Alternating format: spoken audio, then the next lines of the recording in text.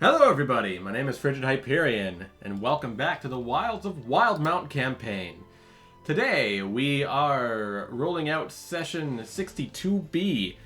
With me, of course, we have Rocky playing as Edward, we have Kale playing as Brine, I am playing as Moonzic, and of course our omniscient and omnipotent dungeon master, Emily. With the recap today, we have Kale. Take it away, friend. This is Kale. I am the one doing the recap. Although, I do have a bunch of extra notes in front of me because I wasn't there for a lot of last session. You see, once we started last session, we pretty quickly went our separate ways, pulling on our own strings, as it were. Moonzic stayed behind at the manor, sparring with his new girlfriend and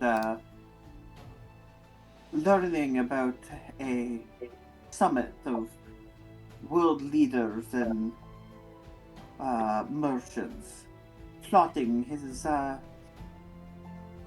do you say, rise to prominence, and the effects that that might have, both positive and negative, on the fortunes of various individuals. Edward took his soil samples to Fenrir's Android and started to uncover parts of what might be occurring in the part of the world they were taken from. Uncovering things on polyplanar transit theory and inquiring on my behalf about a book that I was working on. I also followed this path where I went to my teacher, Professor Namor. They helped me parse some of the heavier literature that I was working with on the creation of a sending tome, attempting to stay in contact with each and every member of my group, the historians from the Cobalt Soul, but also to be able to communicate with the many factions that are fledgling business. The Legati company had started to need to stay in regular contact with.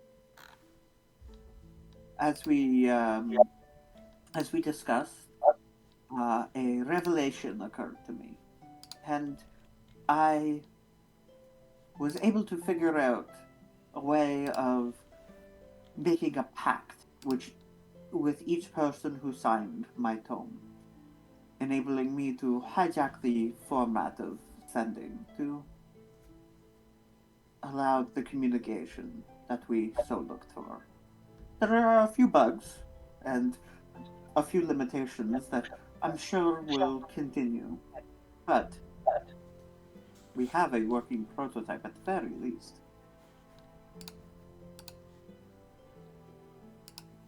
Then, while I was talking to all my friends, I looked to see whether I could help Barkley, a member of the historians that was a little higher up in the Cobalt Soul.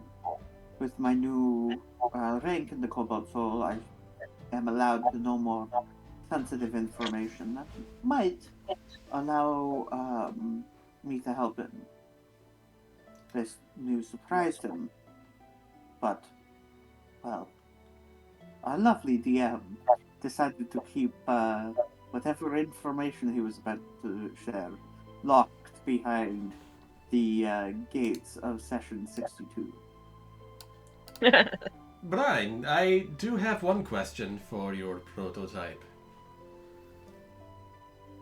When you write in your book to communicate with somebody, when they hear the words in their head, is it your voice or is it a sort of text-to-speech? You know, I never asked. Ooh, what's the efficiency and efficacy of transmission of emotion through the medium of written language on a page? I kind of assumed they just saw the message, but they might be able to hear my voice. I mean, assuming the recipient is incapable of extrapolating emotional context in the particular pages, do you think you could probably deliver some semblance of emotion within the words that you Well, I drew a write? smiley face on it, and they seemed to get the general idea that I had done something to that effect. I want so badly to have it be like the generic text-to-speech voice that comes across. Hey, Siri. Like, sorry to everybody Yes, whose series we've very just excited activated. to meet you. Colon. But Colon. what of bracket. the Alexa. but what of the emoticons in which you impart upon the pages? What the hell they are come out emoticons? as narrative, or do they manifest in some sort of image etched into their brain for only a I brief must ephemeral agree moment? with Moonzic here. What the fuck are emoticons? All right. To bring things back just a little bit.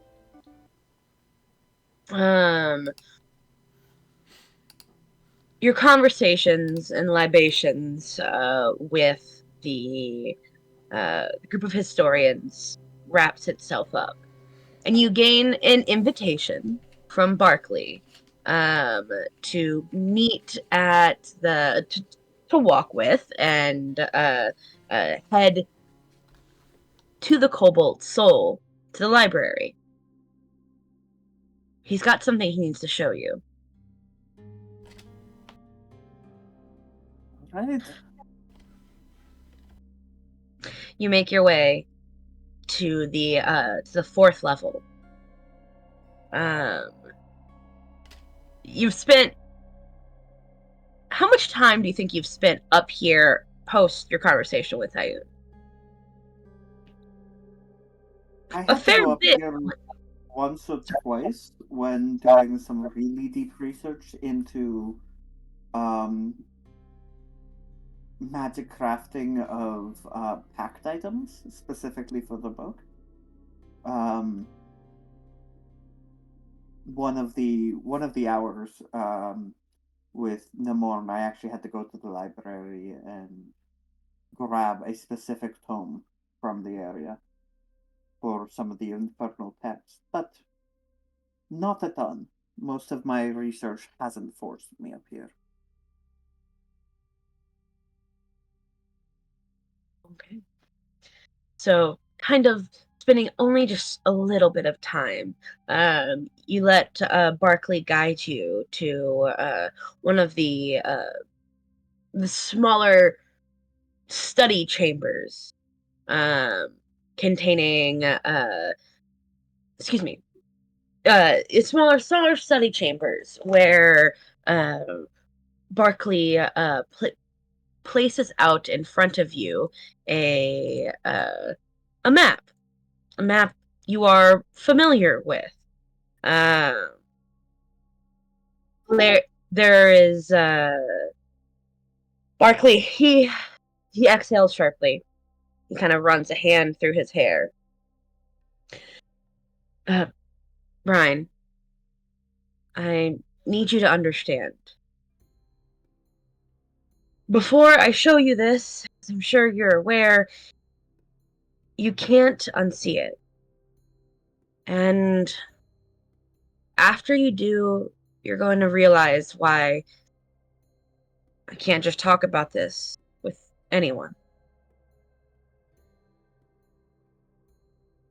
I have a hunch, just because we've been playing with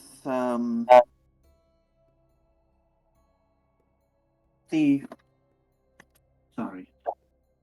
My adventuring party has run across some stuff we're a little worried about. On a hunch, no chance this could cause mass panic. There's a beyond certain fact that something like this could cause mass panic. He lays out the maps in front of you, and he pulls out a very thin sheet of vellum and lays it over the map. And when he does, you see it appears to be a sort of heat map of sorts, highlighting an area over the over Wildemount in a slight red.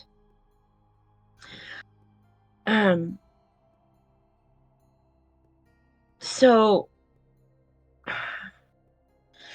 you see he kind of looks at it, he kind of like swallows, trying to figure out the best way to explain it in a succinct way.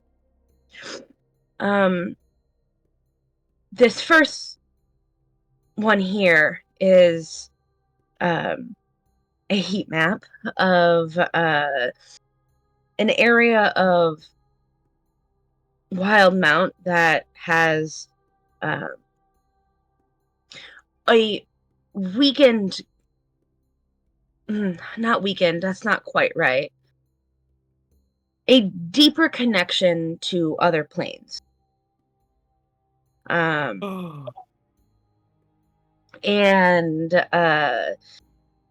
this particular overlay was taken from some statistics from 100 years ago.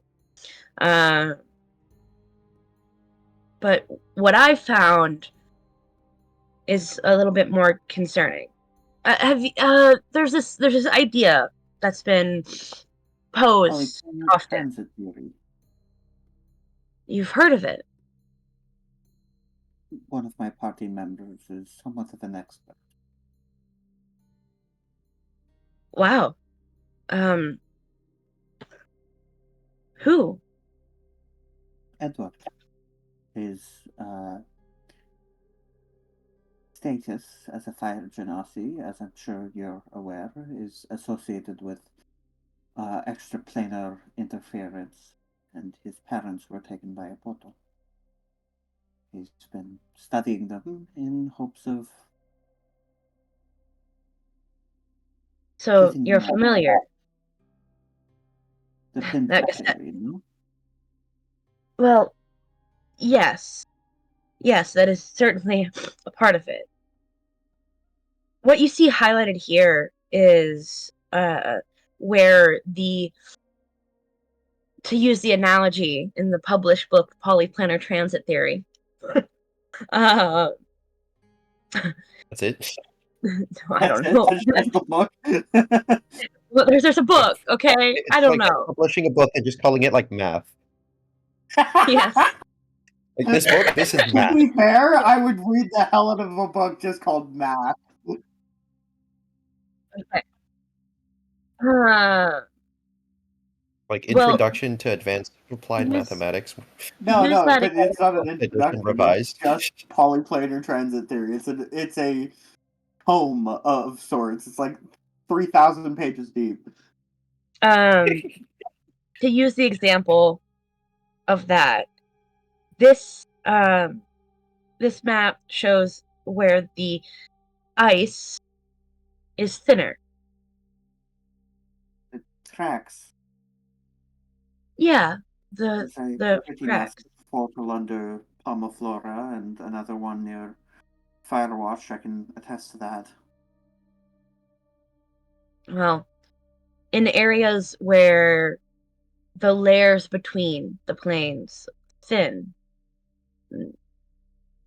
ruptures, rifts, if you will, sometimes people call them portals, tend to happen more frequently.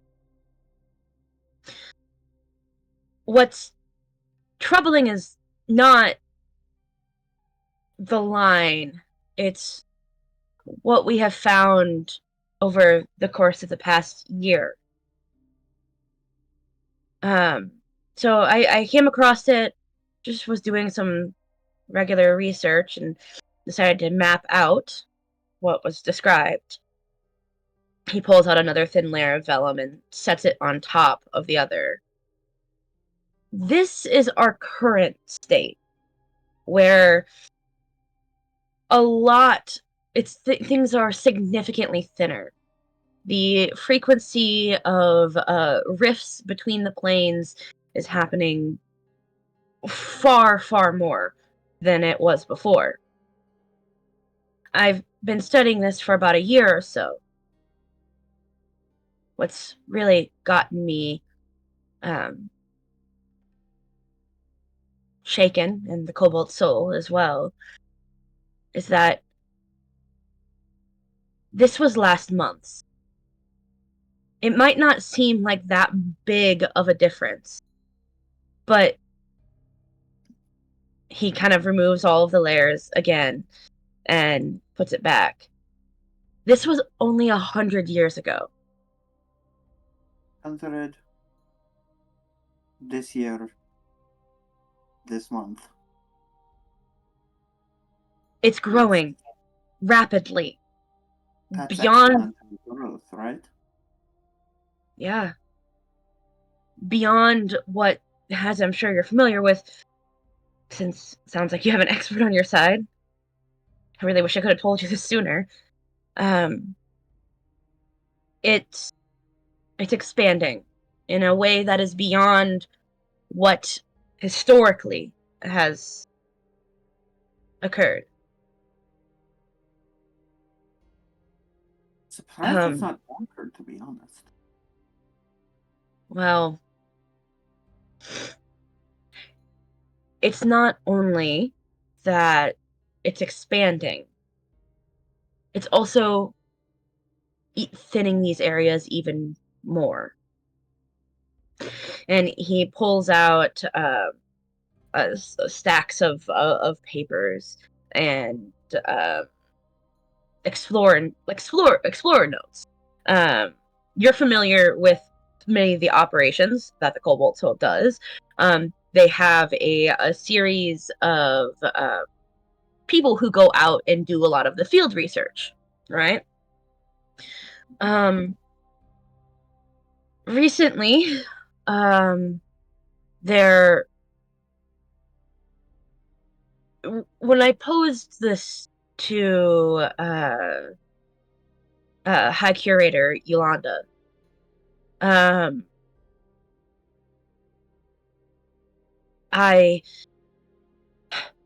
I posed it to her, we decided to do some investigation. So a scholar by the name of Ozric Thorne, he was sent to investigate a rift in the southern Ashkeeper Peaks, kind of in the Morrow Valley region.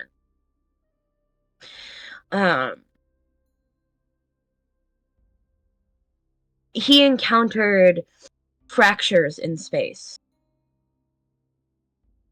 But I'm trying best way to say this. He changed. It's kind of hard to have conversations with him. His memories are fractured. Say that again? No extraplanar influence. Yes. Except it's not in the same way that, somebody might encounter, like, talking with a god, or that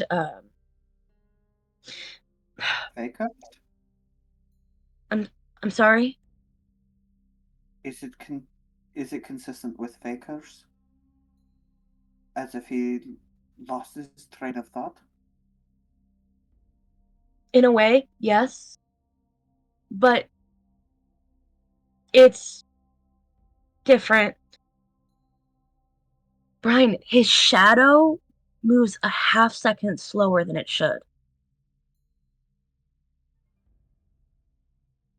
He's... Sounds fey. Yeah, it could be. Though he didn't... It's hard to see where he had gone. Right.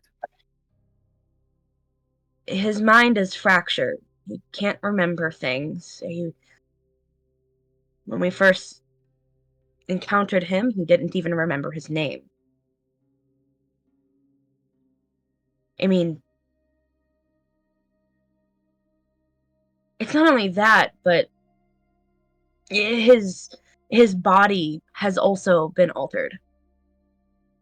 He's got these marks across his skin that glow faintly.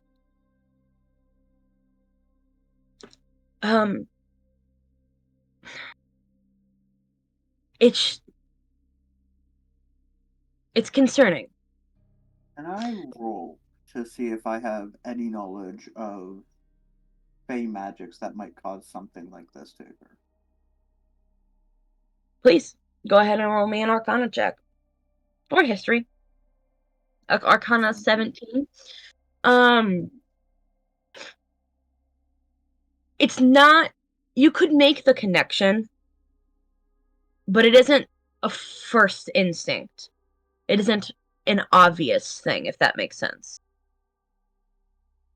It's like this Like, is consistent, but like there's not enough information to conclusively say one or the other. right. Yeah, it's clearly some sort of extraplanar influence that is causing that. But, I will give you this. With a 17, I think maybe your thoughts wander to somebody else who has had bouts of amnesia and other strange happenings. You think of course, your Genasi friends. And your thoughts linger on Soren.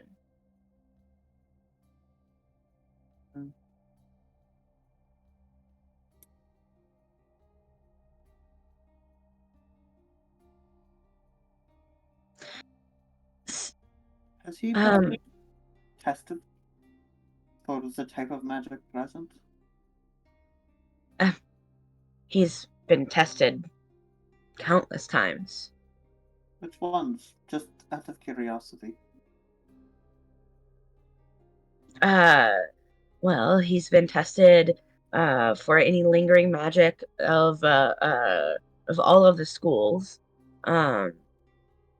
He's been tested on many religious fronts. Does he trigger as undead to any of them?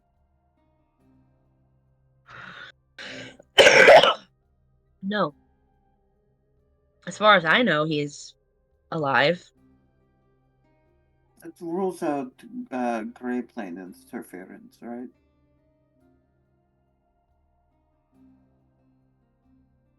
Possibly. What do you mean, great plane interference? From Gray plane. I'm assuming we're in somewhat forbidden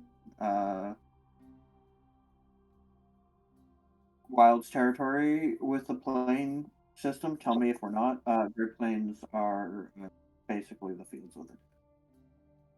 or the what? You're kind of cutting out. In D&D lore. I'm assuming we're operating off of those planes. Please tell me if we're not. But a lot of the graphs you've done with Fire Plane and Feywild Yes. and stuff like Yes. that made me assume we are.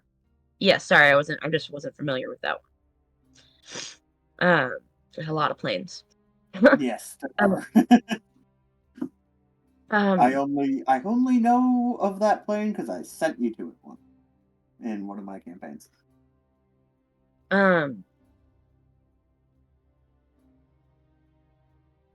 But that's not all. So we have intercepted some hints that the Cerberus Assembly has knowledge of these points, and has for a while. I mean, their interest in planar magic has always been a concern, but recently, things seem more focused. Cerberus Assembly. Forgive me, that's one I don't Dwindle- actually remember. the Dwendalian Empire. Right. Um, there's a fear that the Empire is trying to weaponize these weak points.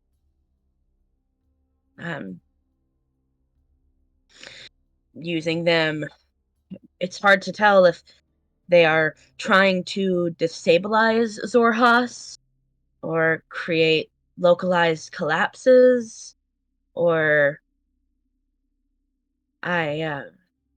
You what could I just suspect. simply teleport Yes, an entire army from one side of the choke point to the other side. Menastra coast would be entirely undefended. There's basically only two ways in from the Dwendalian Empire. You can try to go down the river through Tusoa, terrible way to try and get an army there, but good for trade. Or you could go through the Wine gates. it's scary for the coast, but even, I mean, the Dodalian Empire and the coast have a allyship of sorts. Tenuous, but What yeah. what worries me is the burgeoning war between Zorhas and the Dodalian Empire. I was They've going been to on the mention that Bloodshot had a bunch of red where it didn't have any beforehand. Like, where? the deepening red across the Yaski Peaks and Dunrock Mountains and down to Broken Bank and Darktoe is concerning, but at the very least, that was a place where the Ver was already somewhat weak, right?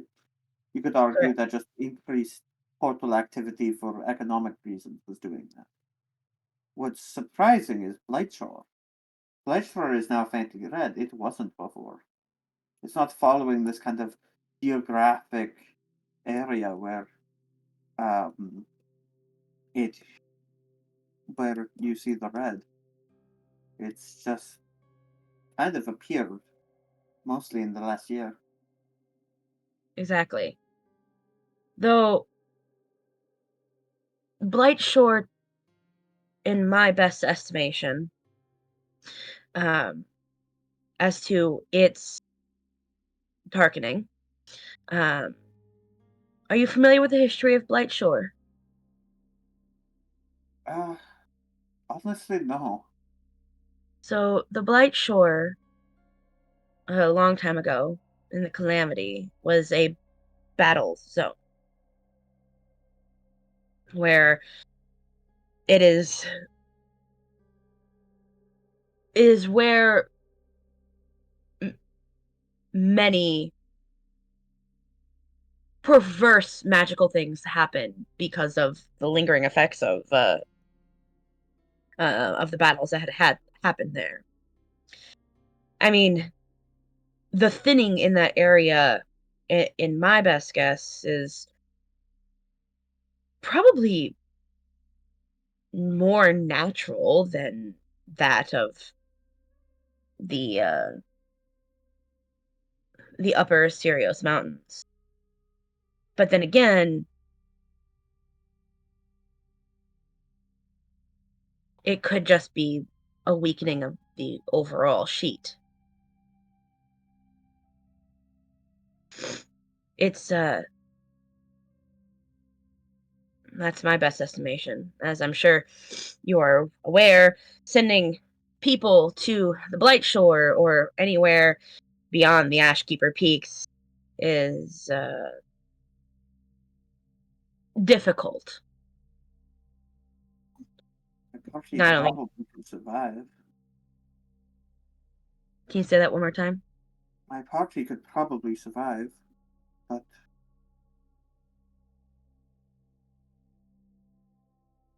It takes a lot. we're competent. I can tell you that much. It'd be a hard sell, though. And we'd need a lot of time and resources to prepare. It's not an area I'd. Brine, I don't want to send you to the Blight Shore. That's If not that's why what I'm it doing is, it. if that's what the solution is, somebody has to go. We're I don't. already planning on heading to Alfield. I'm not suggesting that necessarily we go right there, but we're already heading to Alfield. That's a necessity. We have some other things we have to take care of as a party and as a business.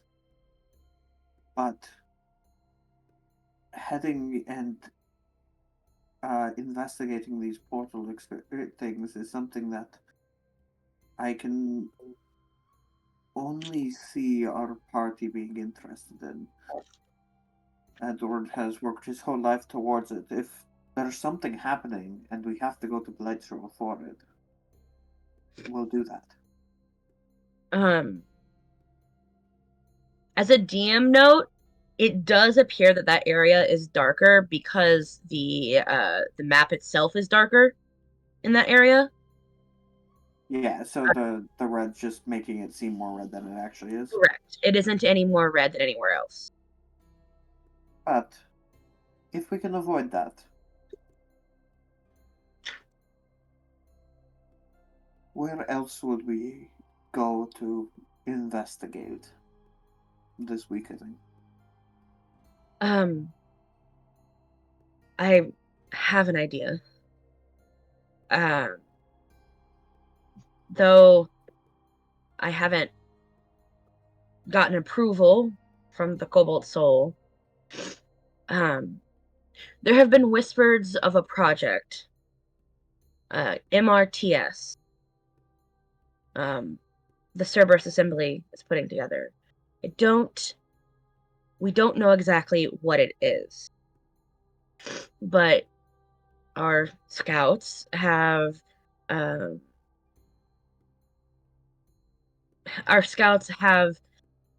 indicated that the research for this project is being done in Hupperduk.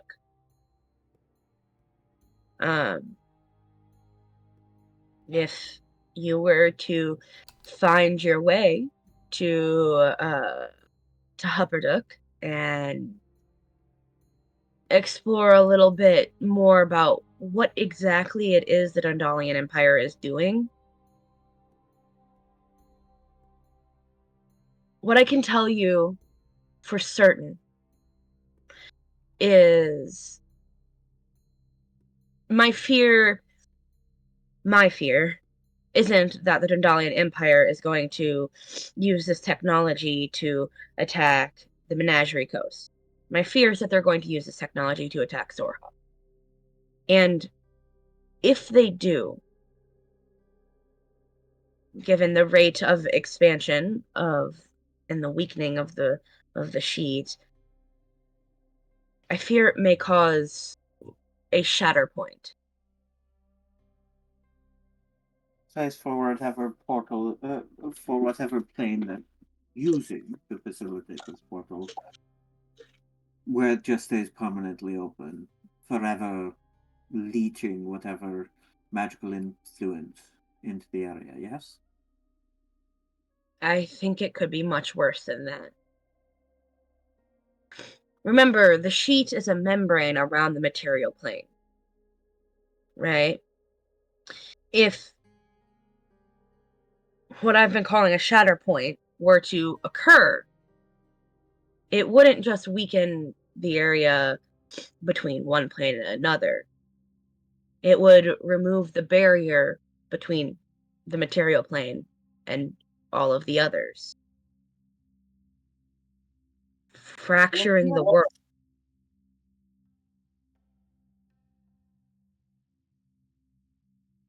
I mean, even one plane is enough to make that a cataclysmic event.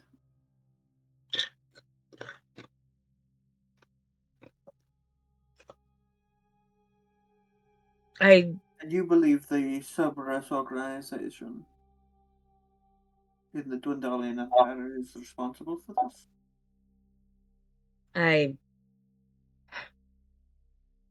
I don't have much evidence. Just mostly rumors. It's To be honest, I know portals are an advantage in warfare, flanking all of that, right? But you can make some pretty big portals, permanent ones too, without causing this kind of damage. What's the purpose of getting a portal that big? well, a couple of reasons. I mean, one, uh,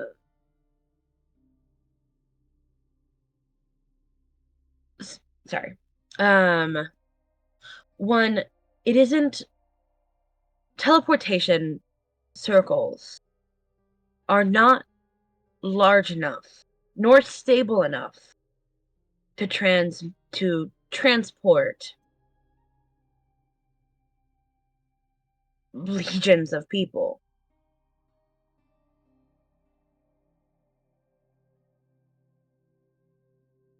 Um, I mean,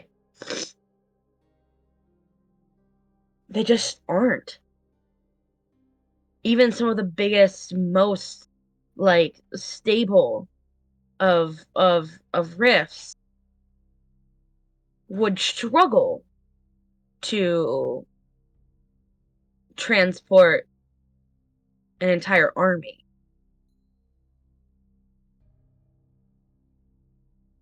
True, but I mean, you wouldn't have to transport an entire army, not all at once.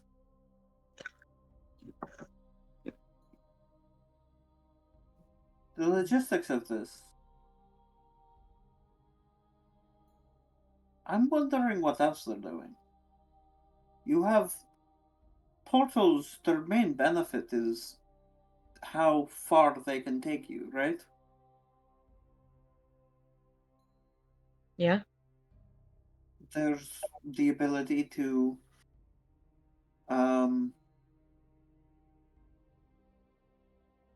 get not only just from the Dalian Empire to behind um, enemy lines in Zorhas. Strong, don't get me wrong. But realistically, you could do that to anywhere. It would be essentially the same amount of effort. True. Do we have international data? Or intercontinental data, I suppose, given that this is international data? Um, not anything I can lay out for you, or really much at all. I mean, we do have people who travel across the entire world, whether Yeah. it be like Marquette, Tal'Dorei, Islaria, all like everywhere. Yeah. But actual data, no, nothing tangible. Can we... I know this is a lot to ask. I don't know who else or what other chapters this research is in communication with. But we still have a little bit more time here, as much as I want to. get on the back of a flying beast and go screaming towards whatever issue there is. I don't think we can leave for another couple of weeks at the earliest.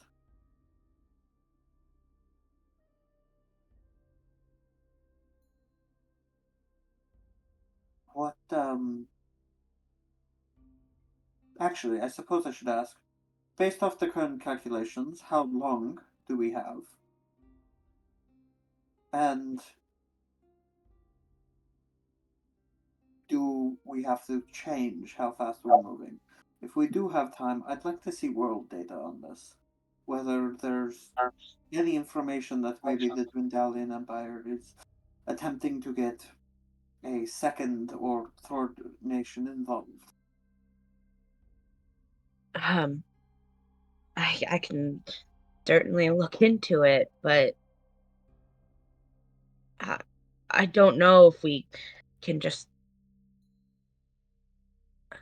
I'll look into it, Brine.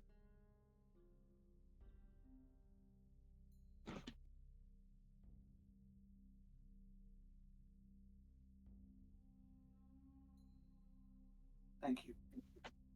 How long do you think we have? My calculations, less than a year. 6 months?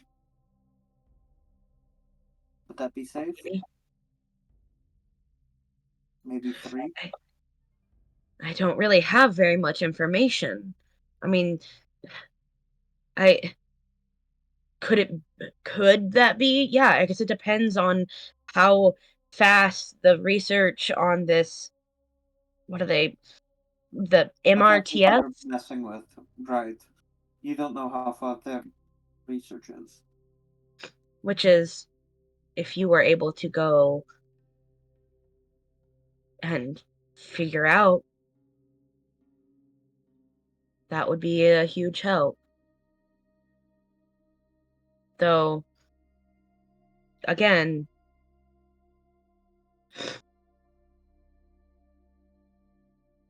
it's dangerous. Well, what is an adventuring party for?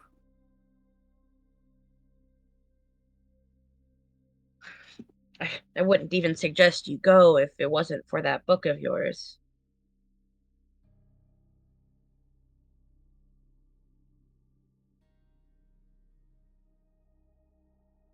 I'm glad you did suggest we go. If there was one city, one place to go, where do you think that would be? Well, for this, like I mentioned before, Upperdook is where a lot of the research is being done currently. Figuring out what MRTS, why it keeps getting mentioned, what it is. Yes. Yeah, MRTS.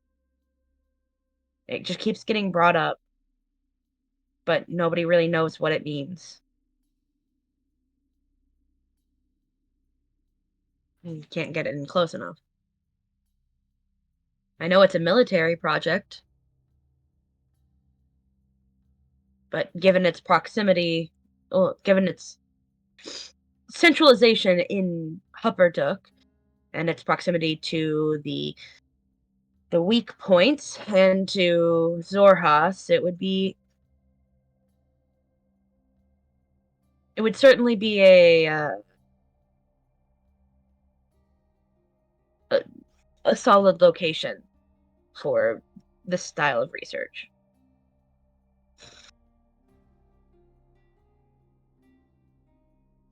All right. It's interesting that Hupperdook itself is actually slightly outside of the heat map. Right?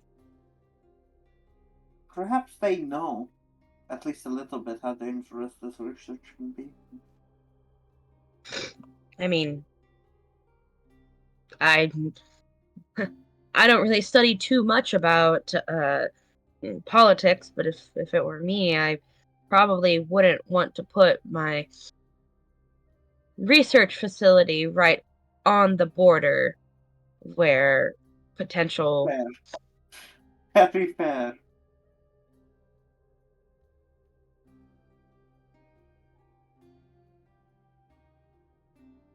he looks at his watch. I I have to go. Fair. Thank you for showing me this. Given that this is going to require my party's help. I So did not hear anything. La la la la la. He mocks, plugging his ears. You're now part of this. You can use your best judgment. You spoke with Ayun after all. Clearly has plans for you. But I also can't.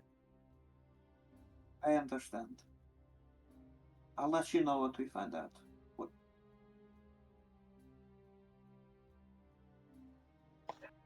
Keep me in the loop. He begins packing up his things. You too. I have reason to believe that this might be connected to not just our continent.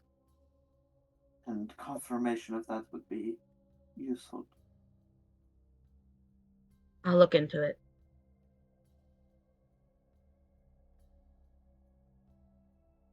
And he packs up and lets you alone with your thoughts. 3 months.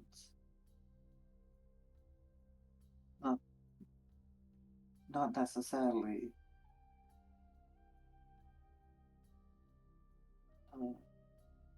actual time frame, but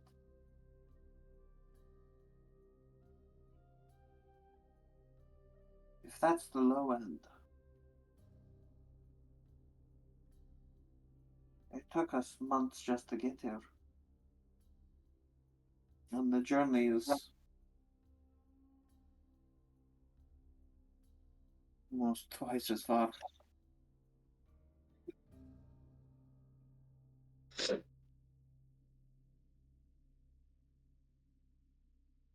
I'm going to pose a moment for you, Edward.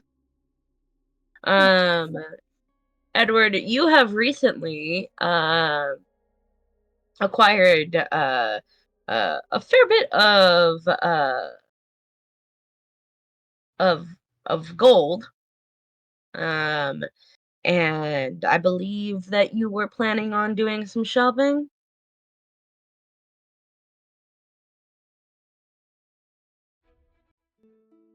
I don't have the gold added to our total because we haven't actually sold any of it. It's just there, like.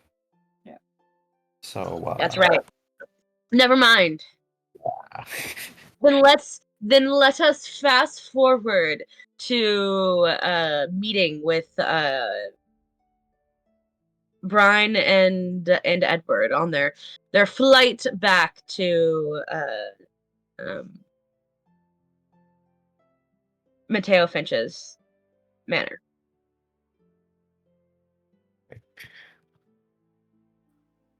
Whoops.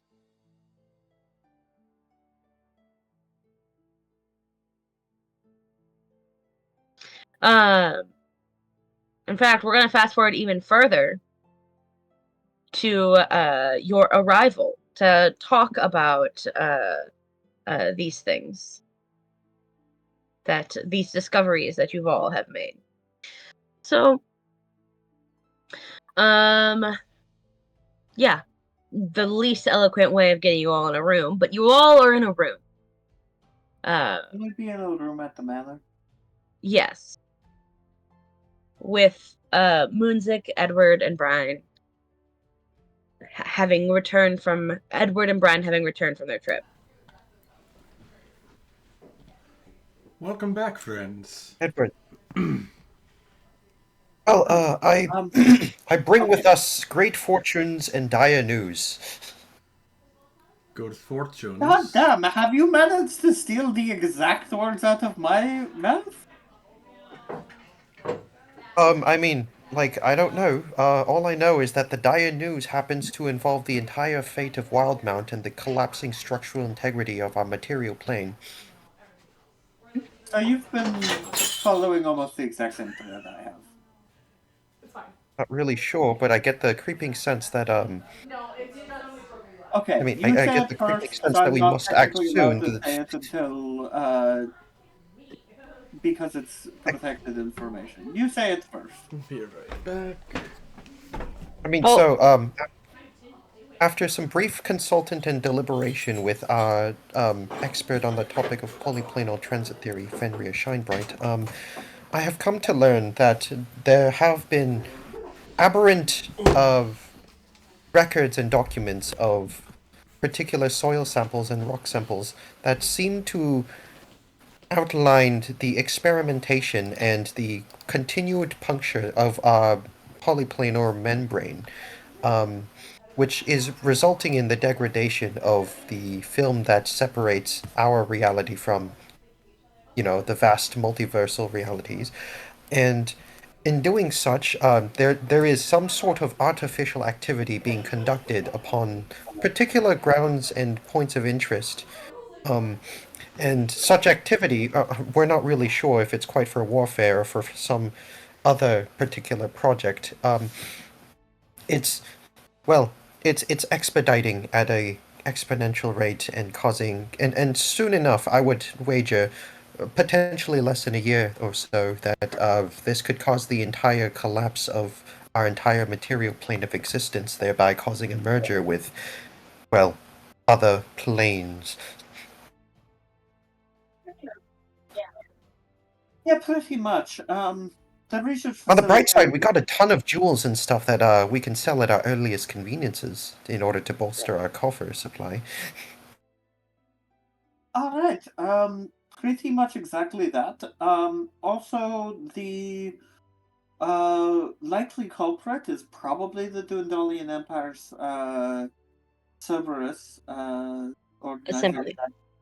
Sorry, The Oh, you Cerberus. mean the Cerberus Assembly? Oh, that's the one that Dilyu was in, was it not? The shady organization with some affiliation or ties to Nicodronus. Um, didn't realize they had ties to Nicodranus, to be honest. But Yeah, can we confirm this? They're in Nicodronus, right? My notes are right, right? Yeah, so you know that one of the officials in Nicodranus is a board leader, like in the Cerberus Assembly, and then Dilyu was on the run. Yes, you're right. So, well, Do you reckon that Dilyu might be in grave danger? Would this pose any particular risk if I were to telepathically send to him? he's been in grave Even a danger brief. his entire, ever since the he entire left time, home. He's really. been his entire life has been in grave danger. And we Do you haven't reckon heard that back from Dilyu is him in under the a very long detention of the time. Cerberus Assembly's authority? Is what I meant. Um. Anyway, genuinely not sure. Uh, these people don't seem to be super invested in the positive results, though, since they seem to be doing extensive studying on how to create larger and larger rifts. That's at Does least the theory. does our involvement with portals and traveling have anything to do with the thinning of the sheet at all? Almost definitely not. Even the largest teleportation circles, 20 people at a time, multiple uses a day, are pretty small pinpricks. Hmm. You could argue that doing enough of them all together all at once could cause issues, but you're probably fine. No, That does. the quantity of damage we have observed in this current condition is not that of intentional travel, which still leaves an still leaves an observable mark, but not enough in the scale and degree that we are observing now. It almost seems like most of the damage that's being caused in the planar integrity is deliberate, as if it was just destruction for the sake of destroying the plane, I do rather than have. serving any particular focused or utilitarian purpose. I do have I one concern. Given what we know about the situation, and given that we don't have much data about the other continents, and also given the fact that my brother is able to mass produce those gilded lilies for instantaneous teleportation anywhere, using a bunch of those at once to wage war could potentially sink this entire plane. I don't Emily, know can I if to roll an Arcana check to see if, currently use a like, punching bunch a of bunch of them. gilded lilies could create a rift big enough to sink this entire plane? So Uh, First off, Rocky, don't interrupt people. Oh, sorry. So let's let Brian talk, and also potentially we'll see. Just have a conversation, and then if it must come to a point of rolling, then we will. But talk first. hey, I have a theory here. Who here? I know, Edward. You're familiar with the dangers of portal travel, right? Yes. Every time you step through a portal, there's uh, a chance it closes on you. There's a chance it doesn't send you where it wants to go. All of that, right? Portals are inherently a little unstable. Yes. Um, and while we've talked about the veil not necessarily healing, we also know that heat maps of the strength of the veil change over time, and that over a large period of time does eventually heal. The ability to create portals is based off of both location, magic energy, pools, focus points, bunch of rules. And the more rules and the more magic you have, the more stable it is generally. But also, the weaker the veil, the more stable it is. If I were to, oh, I don't know, want to teleport 10,000 troops, right? Making a bunch of individual portals, 10,000 individual portals, sounds like the worst possible way of trying to do that. It's risky, you're putting a bunch of people all at once in variable positions. You'd be risking a lot. But if I wanted to make one portal that large, well, that would also be incredibly difficult, right? It's hard enough making one that's good for 20 people, let alone 100, let alone 1,000, let alone 10,000. But you're talking about somebody purposely damaging the veil. Well, if they made it thin enough, the portal should be stable. That would be a reasonable theory. Especially if you didn't believe you could cause enough damage to permanently rupture. It'd be reckless in the highest extent, but So, worst case scenario, and I know our current projections say it's less than a year. Worst case scenario, is there something that can be done that would destroy the barrier instantaneously at this moment? And if so, what are the ramifications of that barrier breaking? What would happen? best case scenario, and I truly do mean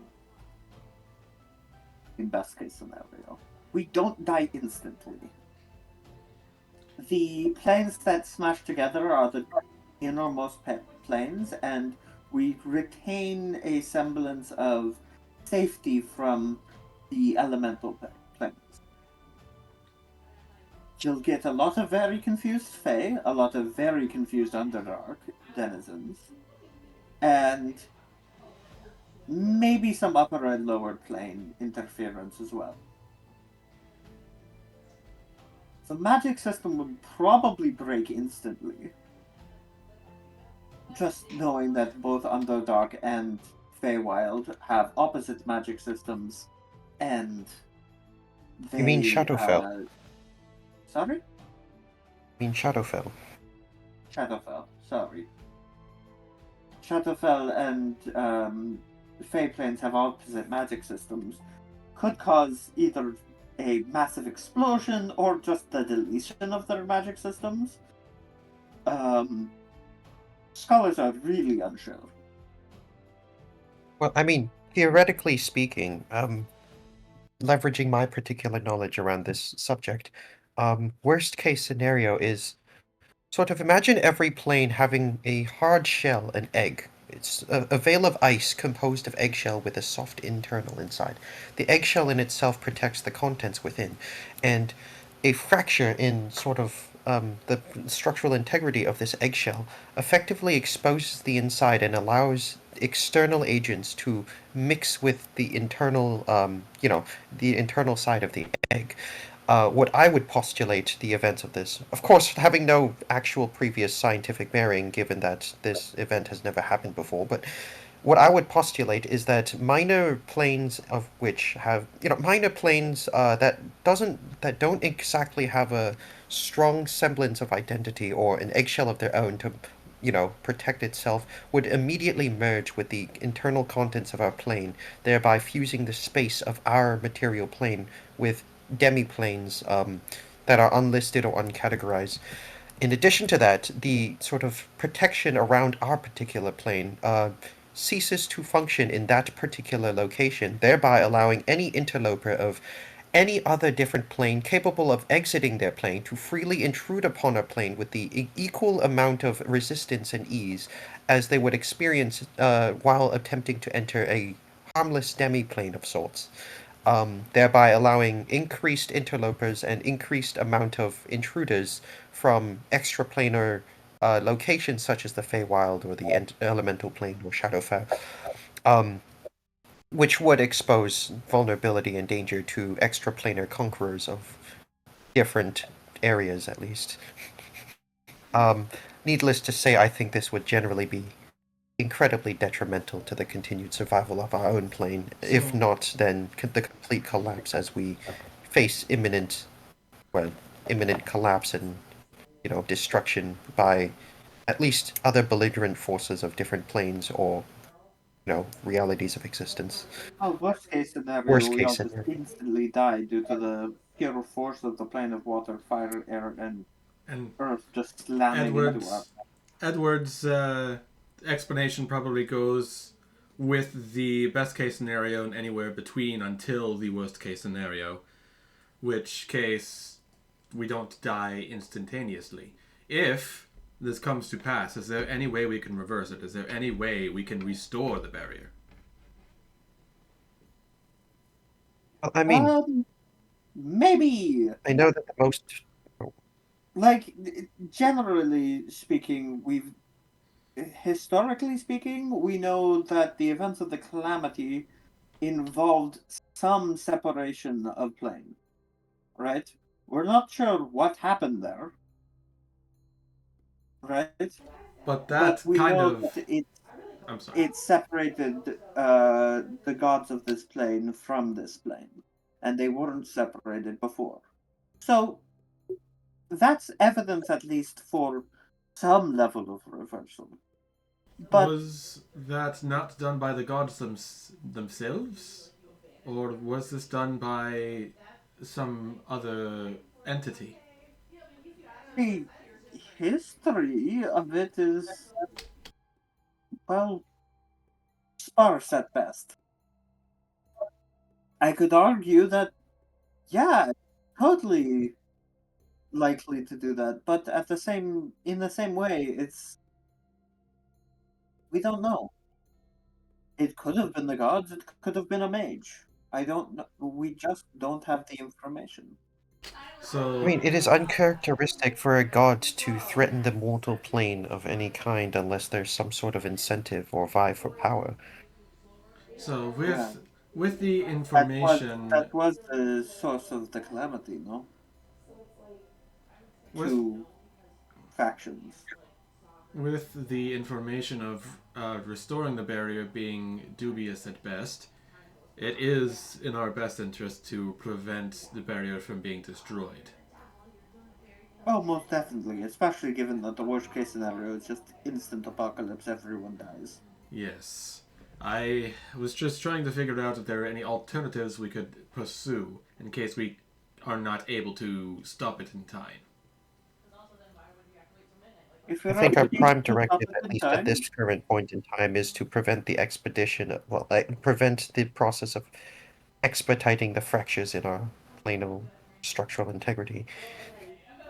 I think well, any other objective is the good secondary to news that goal. is that if we're unable to stop it in time, and the planes do smash together, and we're not all dead, um, nobody will know what's possible because all the magic systems will slam into one another.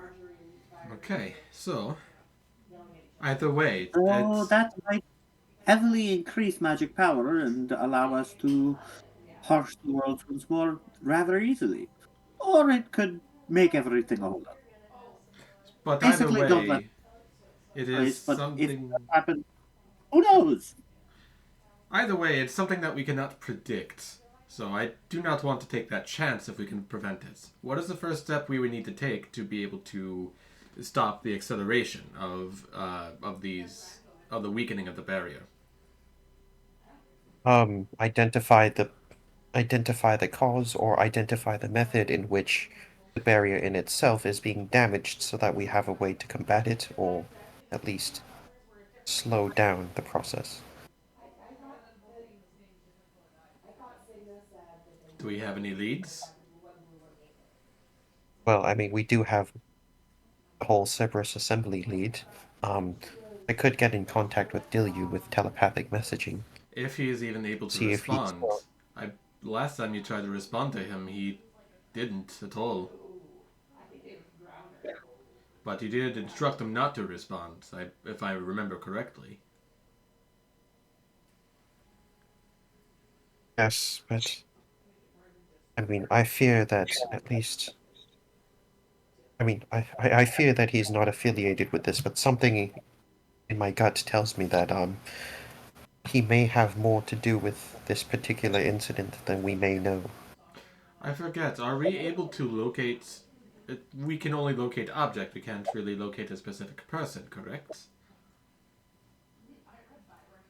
Not within range of my effective spellcasting abilities. I'm trying to remember if there was a specific.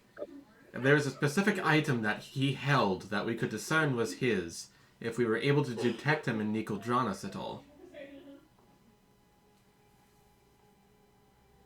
Otherwise, Correct, but again, that would only be effective up to 1,000 feet in range. If I could get within proximity of him, Nicodranus is absolutely massive. it is, but it's not over 10,000s of feet across in any direction. It would take multiple attempts, yes, but we could probably expedite that process by thinking of likely areas where he would be.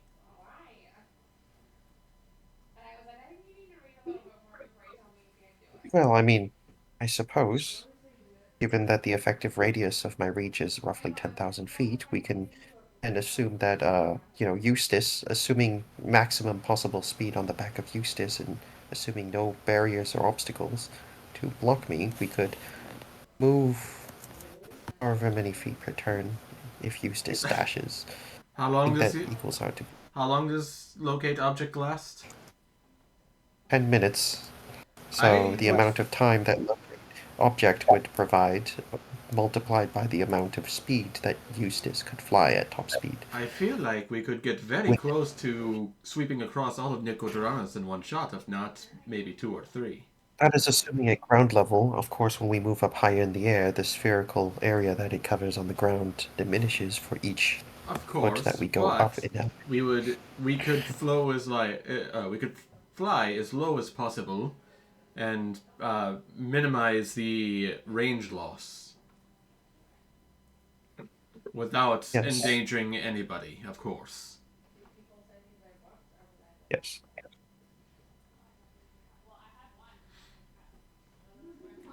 Well, so are we in agreement that we are to search for Dilyu? This is not to include, by the way, the extra area that we would cover, assuming that he is in a location underground in which locate object would physically not be able to reach, or the area of reach for locate object would not be able to cover that particular location as if he was up on surface.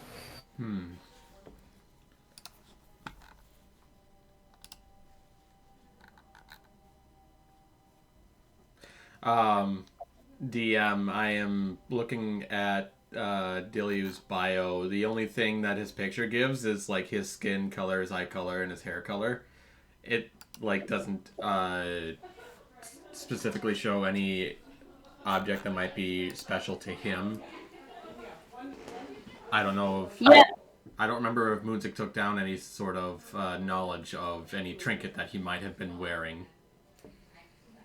it's been a long time. Sure has. Okay, well, counterpoint, Edward has keen mind and he has basically really good memory. Would Edward remember something he has?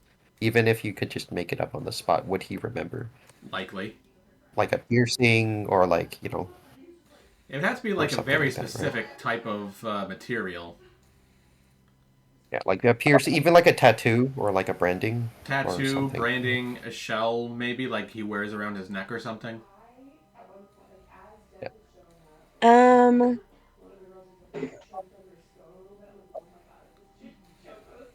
okay. So I love the idea that you guys are going for. I think it's really cool. However, it is plot relevant that this will not work.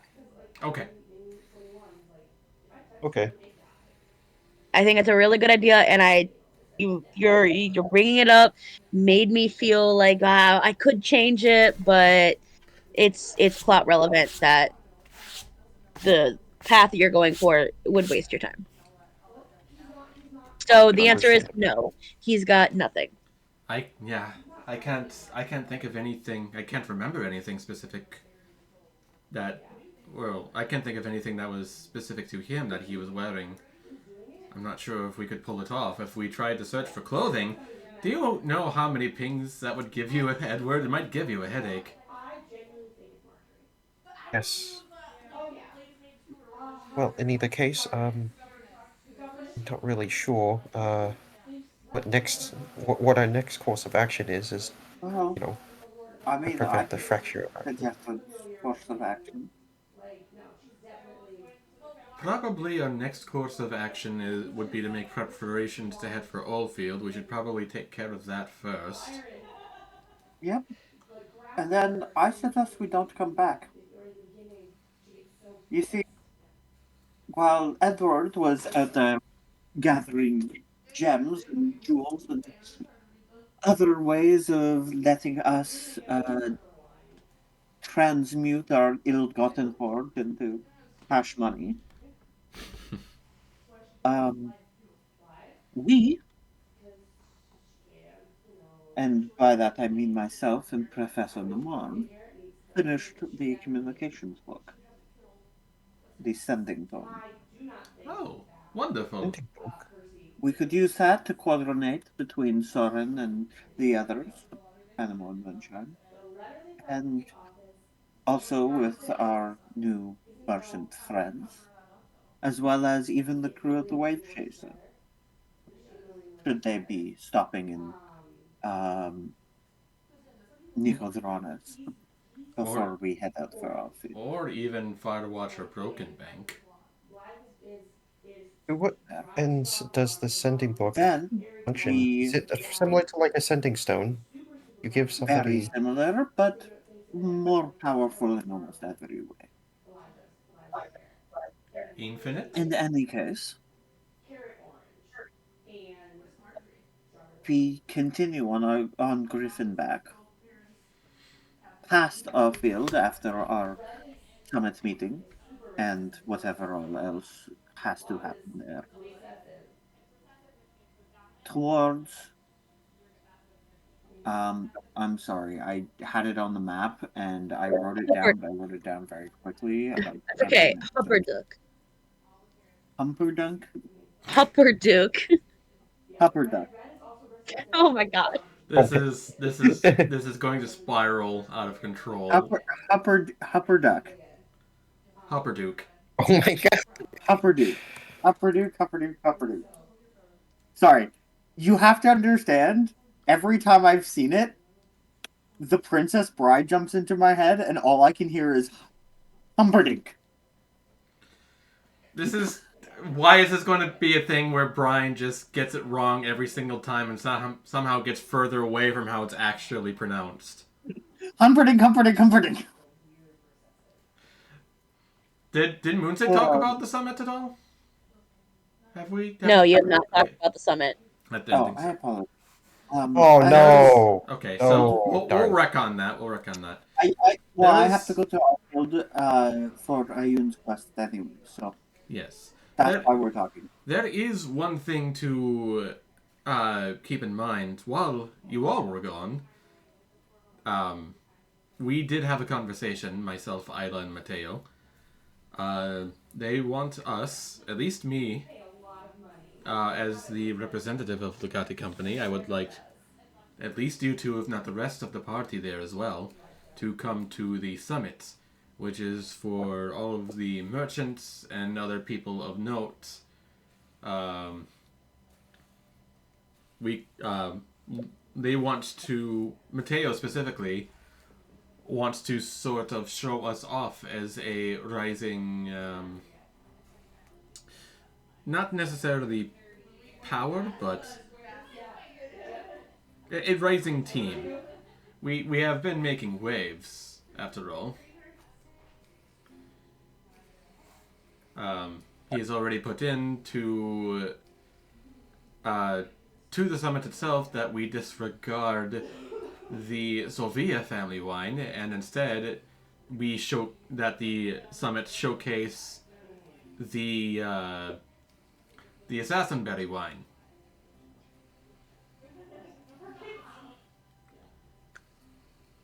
This would be a great opportunity to make more political dealings. We could gain more resources this way. We could gain more power this way. Gain more trust. Gain more Yes, status. of course. Establish a reputation among a higher echelon of society. Exactly. We've already proven ourselves very well with the amount of quests and the caliber of the quests that we've undertaken.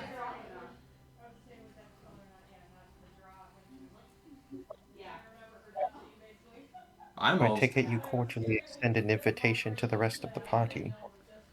I have not yet. We haven't been in contact with Windchime, Soren, or Animo. That's why I was bringing it up now. I don't know exactly where the summit is being taken place. I think Isla would probably know. I would need to ask her.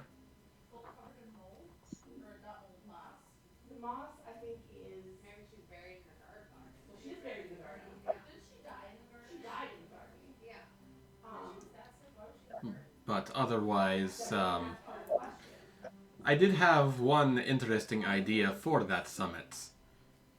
I think it is time to officially retire Chim Liem.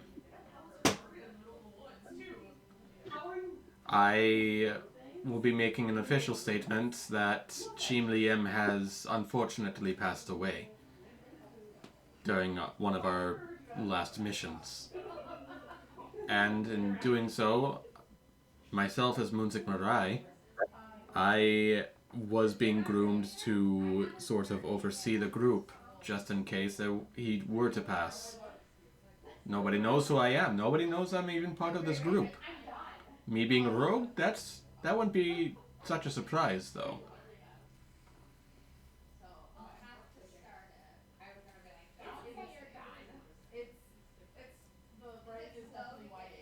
What do you think? I have faith in your capabilities, your decisions, and your capacity to guide the party regardless of what face you wear, and I look forward to that party's attendance. Thank you, Edward. I do have a suggestion. Yes. The idea that a fatality occurred on one of our missions is A little worrisome. exactly. Perhaps. Team Liam was old. Perhaps he retired? Perhaps. Well, I'm not exactly sure about his family's whereabouts. They could go seeking for him, which I'm not sure what that would happen. If anything, I would rather he be laid to rest permanently this time. But I suppose I can't really find any sound reasoning on how or when or why he has passed away. Perhaps he's had an illness that's been coming on for a long time and knew his time was Perils short. of adventuring, body was irreparably lost, got turned into a pile of ash after being hit with disintegration. Except that we're still here. Well, Team Liam, at least. Again, that comes with fatality on the last mission. Not necessarily great for our credibility. Perhaps we do. I'm not sure of how much is known about our party's background. We could say that Cheem Liam is helping. Maybe he did take a retirement. Maybe he is helping Bella's Bellwether out with his wine and artisanal cheeses. Kind of overseeing things on an executive level, I guess.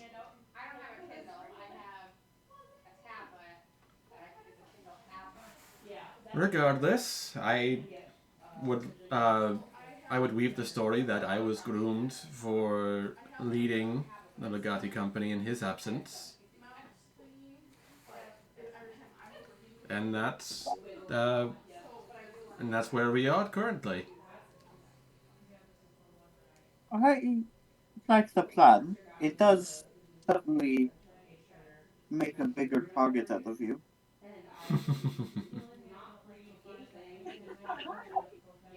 But it makes sense. We can't have Cheem just disappear and you introduce yourself as Fernando and having tons of people feeling like they've been duped. That's why I was feeling, Moonzic Mirai.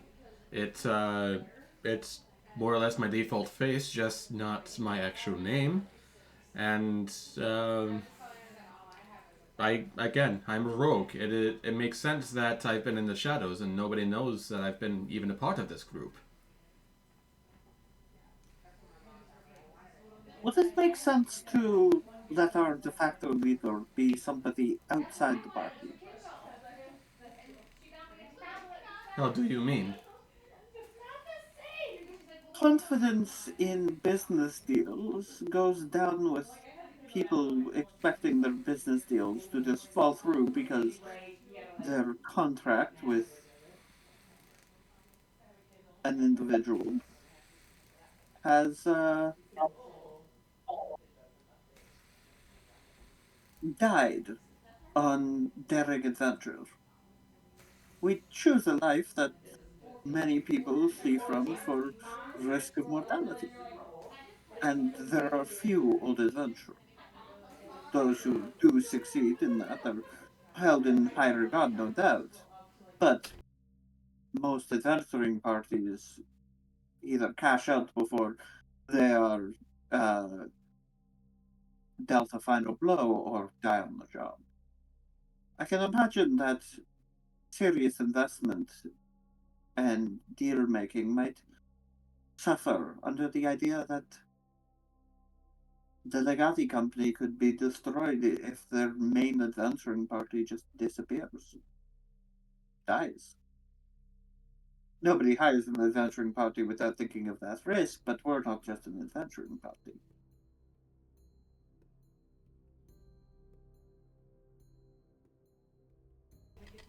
You might have lost me a little bit. To put it plainly, there may be utility in the head of the Legati company not being part of the adventuring group, That and that being a persona only there for business meetings and other stuff, and us, the actual adventuring party, being simply an extension, a powerful part of what the Legati company does. I see what you're getting at now. That does make sense.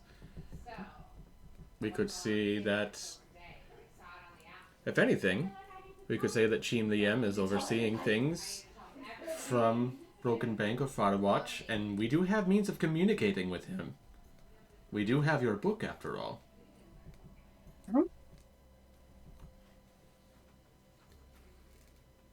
Cheem himself could show up at the event as a symbol to say that he is retiring from adventuring work to work on the administrative side, and that your next persona will lead in the field as part of the party. That is a good plan.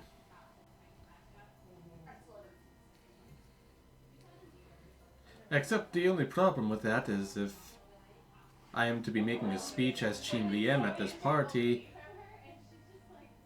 I'm not sure how I would switch back between him and Moonzic. Now that I have a plan for.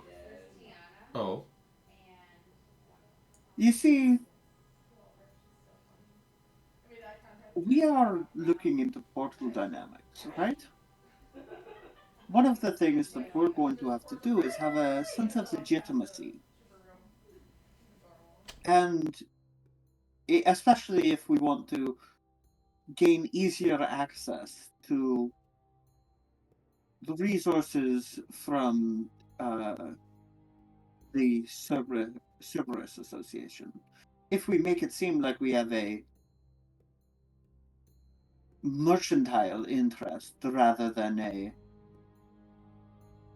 academic and world-savvy adventurer interest in it, they might be interested in. I said Cerberus Assembly. yeah. Why not? Anyway, they might be interested in speaking up with us to find out what we know. It's a long shot, but to pull the rose trick in front of everyone to show that Sheem can leave and head back and Moonzic can return.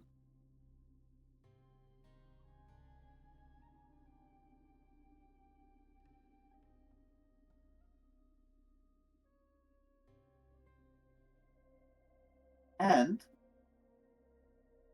the other side of that is we could make use of the book, showing that even though you had gone through a portal, you could respond instantly simply by thinking your responses. Unless we want to hold the information of the book, which we very well Yes, I was about to should. mention, I suppose probably do. demonstrating the power of this book at least does beckon unwanted attention or potential people, unscrupulous people in which we I want to think we withhold this. are. In my plan, we are definitely attracting a lot of attention from unscrupulous people. I do like the idea of using the portal and showcasing that. I am not interested in using the book. That is You said it was more of a prototype so far. I'm not privy on showcasing that until the research is a little more stable. But that's your research. That's your call to make.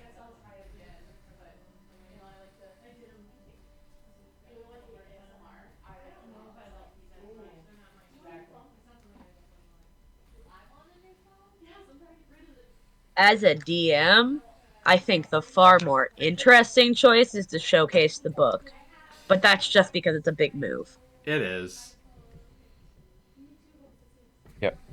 But as players, we live in a constant perpetual state of fear and paranoia against anything the DM can throw at us, and showcasing the book could actually potentially give the DM more leverage in exploiting the party's weaknesses.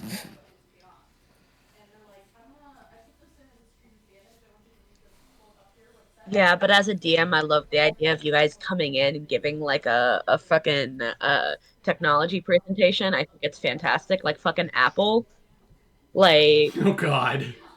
Yeah. I think Tim that'd be Cook. so fun. Okay, can Cameron like do like a Tim Cook impression? No. Oh, okay. I'm just gonna nix that right off the bat. Okay. Um. Sorry, the voice of God was talking. I apologize. You're fine. Please Let me continue guess. roleplay. That is just my interpretation of things, though. I'm not going to stop you. I'm not going to force you. What you want to do with the book is 100% your decision, Brine. I think the book is probably a good thing to keep secret. Our advantage in knowledge does get reduced somewhat if people know how quickly we can communicate ideas. I would agree. It's easier to conceal what we can do without showing everything off.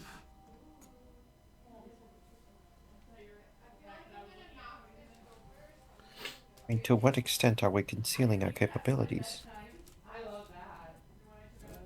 Well, I'm not going to show them that I can change my identity in the blink of an eye. Of course not. I'm also not going to tell them that I am the bloody prince of Ankarel. That would just throw things out of whack.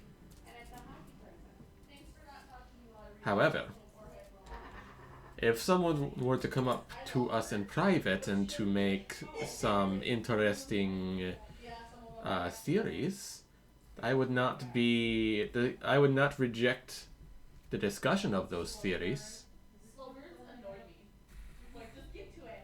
But it would have to be private.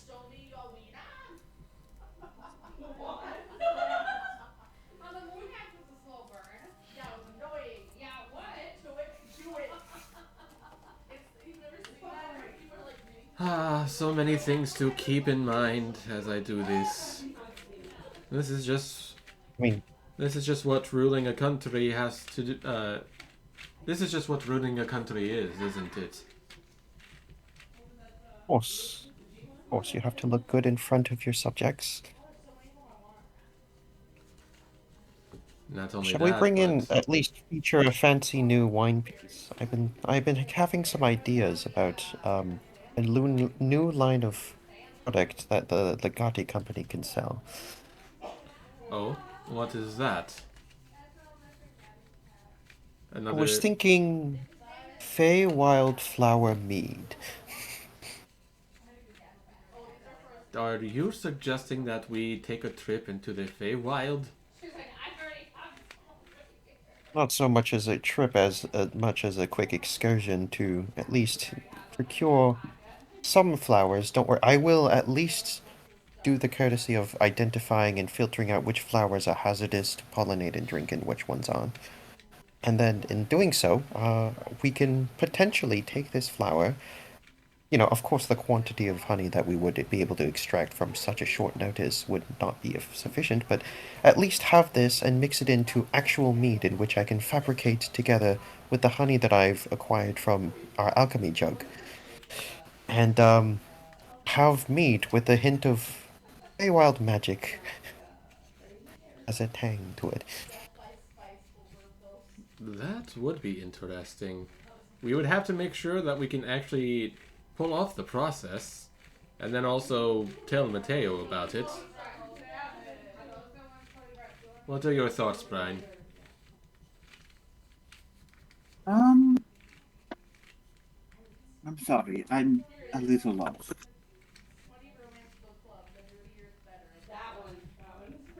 I was thinking we can make a quick excursion to the Feywild to procure flowers in which we can manufacture mead out of, um, as part of our debut for the showing.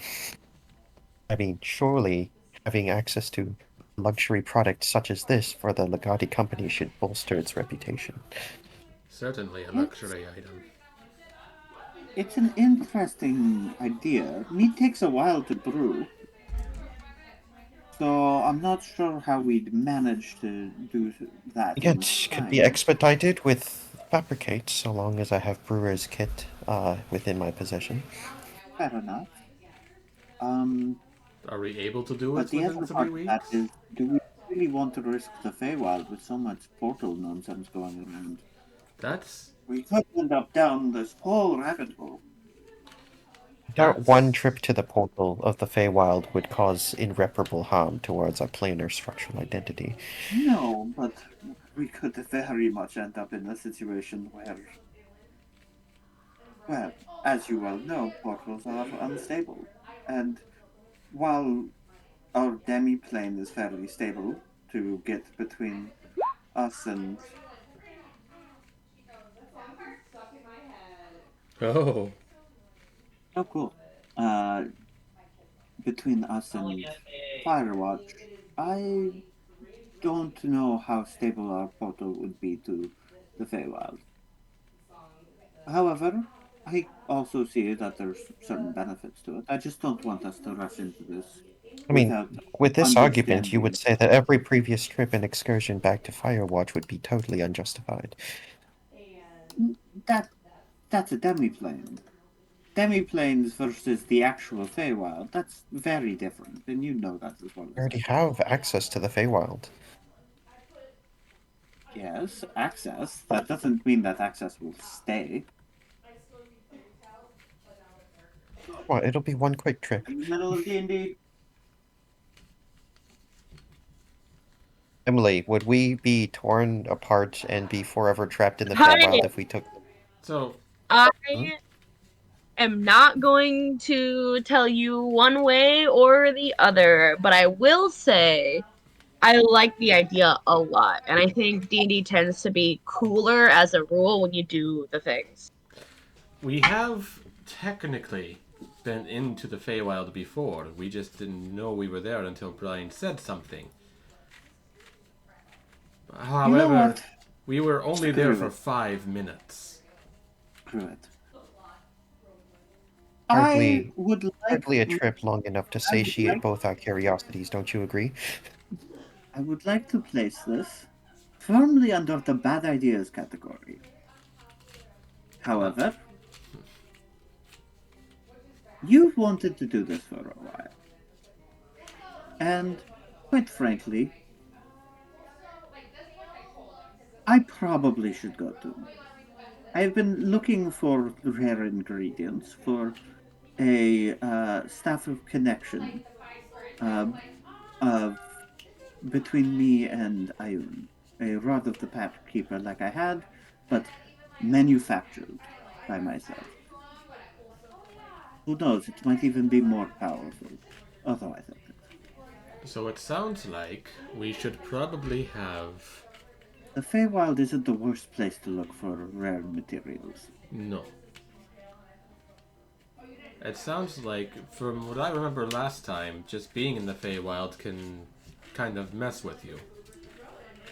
So, I think. Of course, so long as you don't respond to any Fey or tricksters or anything asking for your attention or for Or asking for an don't lose ear immediate or don't lose immediate access to our ability to tell time. So it sounds like the best way to go about this, if it's between the three of us, is that you two, Edward and Brine, go through the portal. Not spend too much time in looking for the ingredients, and come back as soon as you can. I will stay with whoever is using the rose. I'm guessing it would be Nahiri or one of the others. And if something goes wrong, I can step in and pull you two out.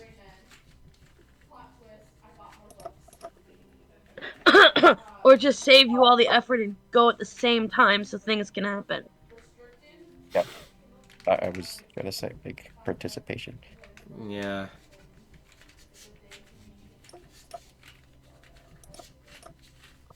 Of course, there's also the voice of God in my head that's telling me not to be tactical about this. It's more fun if you all get to go! Also, it's easier to write the encounter if it's planned for the whole team. I'm just gonna go ahead and say this.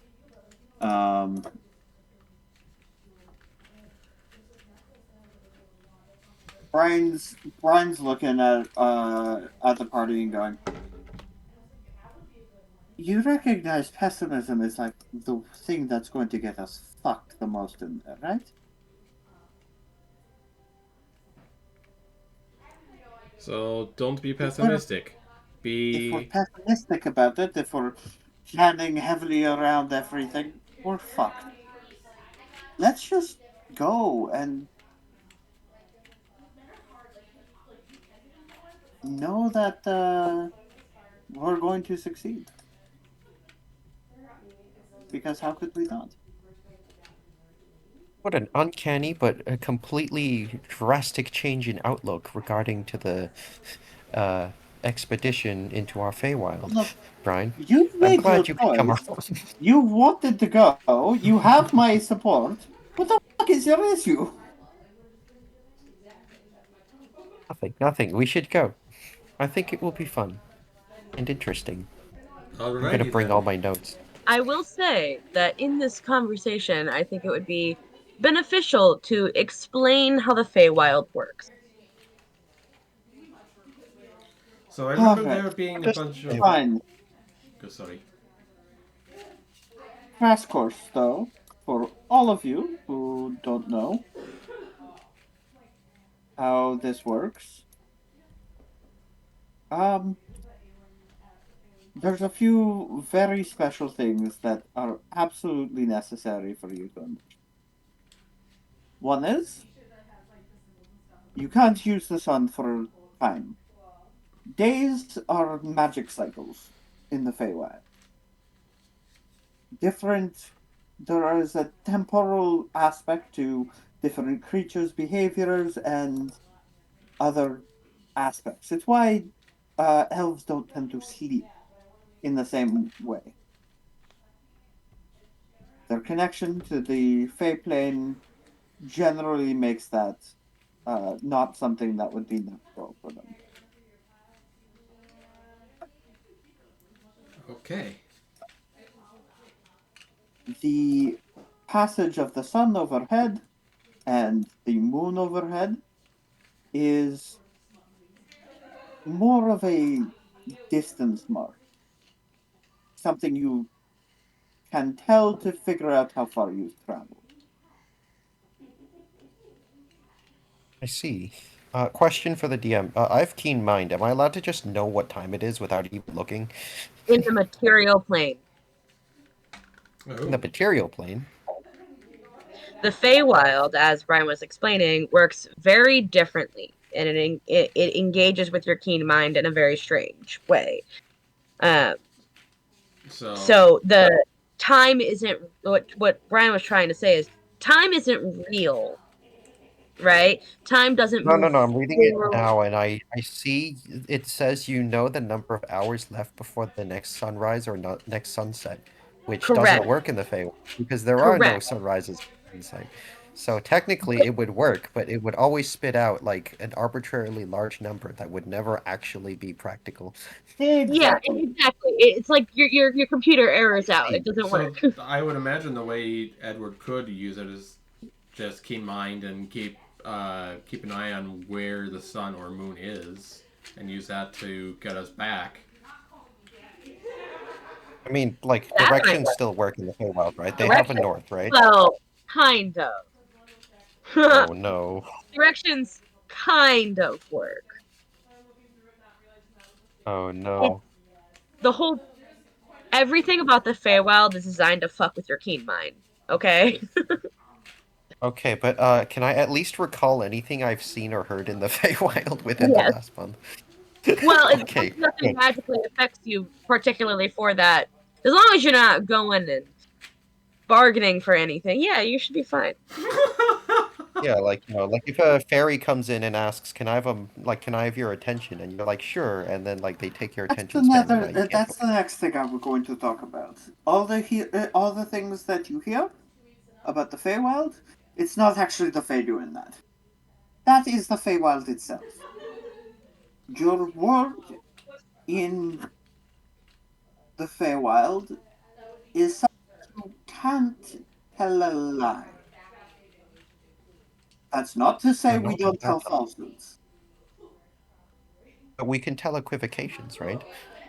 You can equivocate, you can be incredibly technical in your meaning, but what matters is that no statement in the Feywild, and indeed in some Feywild languages, even outside of the Feywild, they have a connection back to this.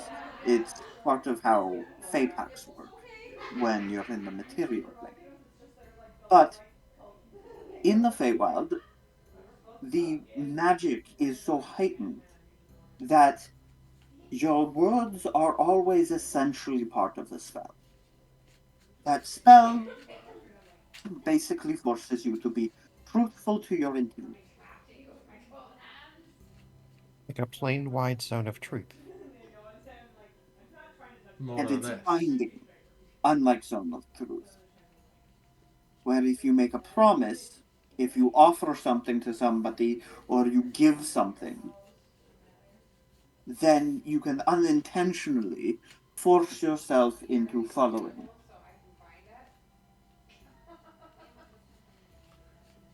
Alright, so don't make any offers, don't make any bargains. Mostly. You could get extra power if you game the system correctly, but it's probably safer not. Considering we. I don't know, like kind of like give like the side eye to Brine, who's like a warlock who's basically made her career out of gaining powers through bargaining. Yes. Bombastic side eye. But considering that we are outsiders to the Feywild, I think it would be safe to assume that exploiting the system in such a way is probably not a good idea. Whole It'll be a very quick powerful trip. Fae You don't have even have to talk to anything. managed If to you get want their to, you can powers like and lose I don't their know. powers entirely off the back of screwing that up. Idealistically, we would only need to spend about 30 minutes in the Feywild to collect our items, if they're around. Whatever 30 minutes means in the Feywild. Fair That's enough. the catch. We could, and I'm not saying we will, but we could very easily end up in a situation where they simply just don't wish to. Sorry, to phrase that better. We could end up in a situation where time catches us off guard, where it feels like we've only been in there for a few hours, half an hour. We're discovering things so quickly, and then we find out not so much.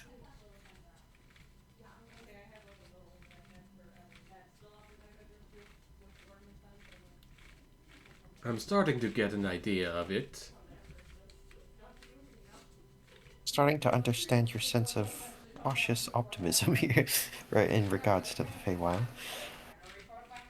The other But thing is the landscape behaves based off your expectations.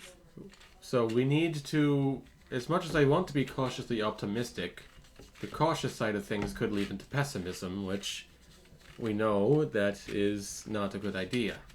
Cautious optimism would be a great thing to keep.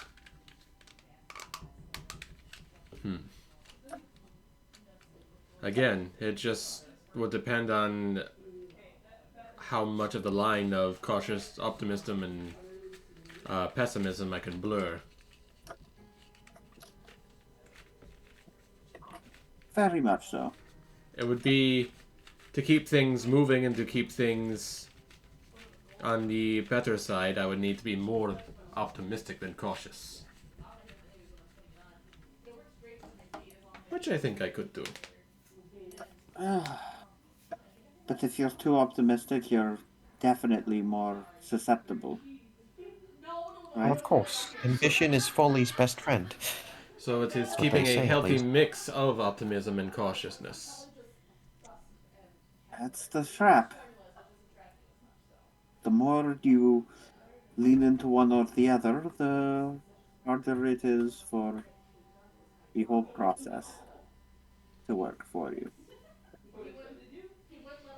I don't suppose there are any ways we could partake in mental exercises to prepare us.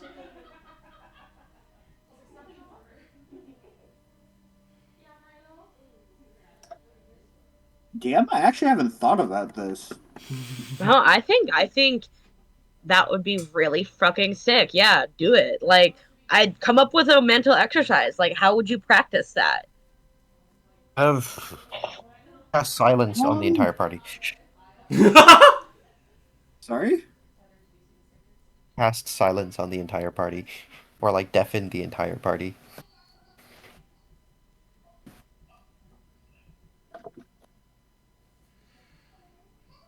That would be a pretty good exercise for not getting. Does anybody want an idea? Because I can give an idea, like a thought of God. I'm thinking about this. I was gonna say, Moonzic is the one asking. He doesn't know jack shit.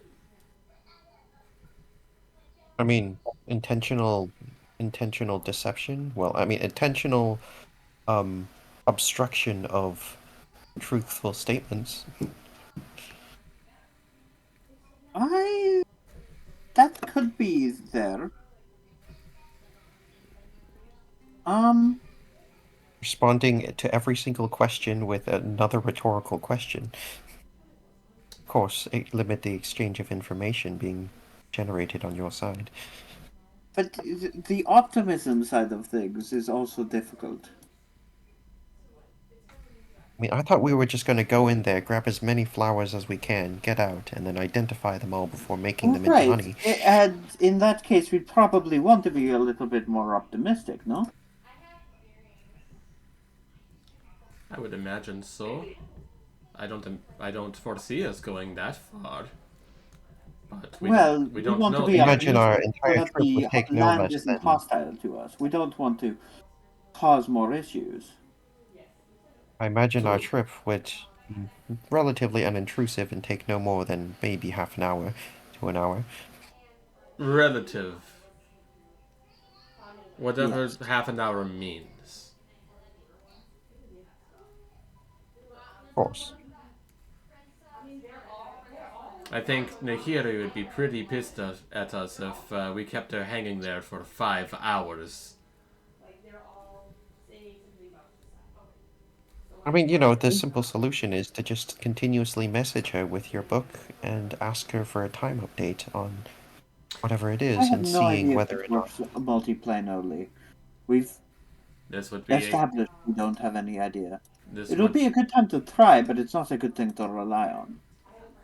Well, actually, why don't we test it out? Why don't we experiment a little bit on whether or not the book could transmit information across planes?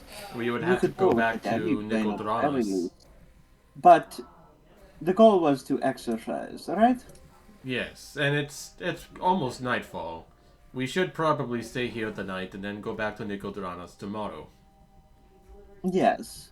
Uh, have we talked? We should talk with the merchant family as well. Um, about the gems. They would be much better suited to getting them to a place, and I'm sure they'd give us a fair price. I'm sure. We could bring it up. Yeah. We can bring it up over dinner, whenever dinner is. True. And Soon. as for an optimist exercise,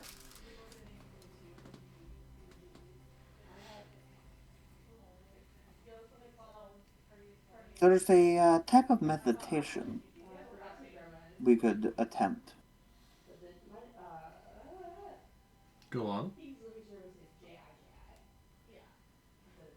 It would be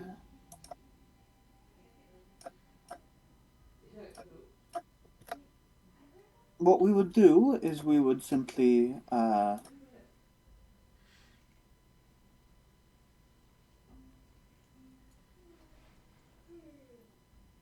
Kale, you're zoning. I'm not zoning, I'm trying to think of it. It's a concept I know in real life, but I'm trying to put it into D&D terms. It's this idea of detachment, right? It's not quite optimism in and of itself, but it allows one to take a look at their emotions and um, recognize where those are coming from. If we're able to do that, what we could do is we'd have this sense of control over our emotions. You could expose yourself to something you find scary, for example, and analyze what makes you feel the fear response, what makes you feel like you don't want to do this anymore, and use that knowledge to give yourself an understanding of what needs to happen to feel better about it. Does that make sense? I believe so. Seems like you are manipulating your cognition so that it affects your behaviors in a therapeutic way. Yeah, about right. Okay.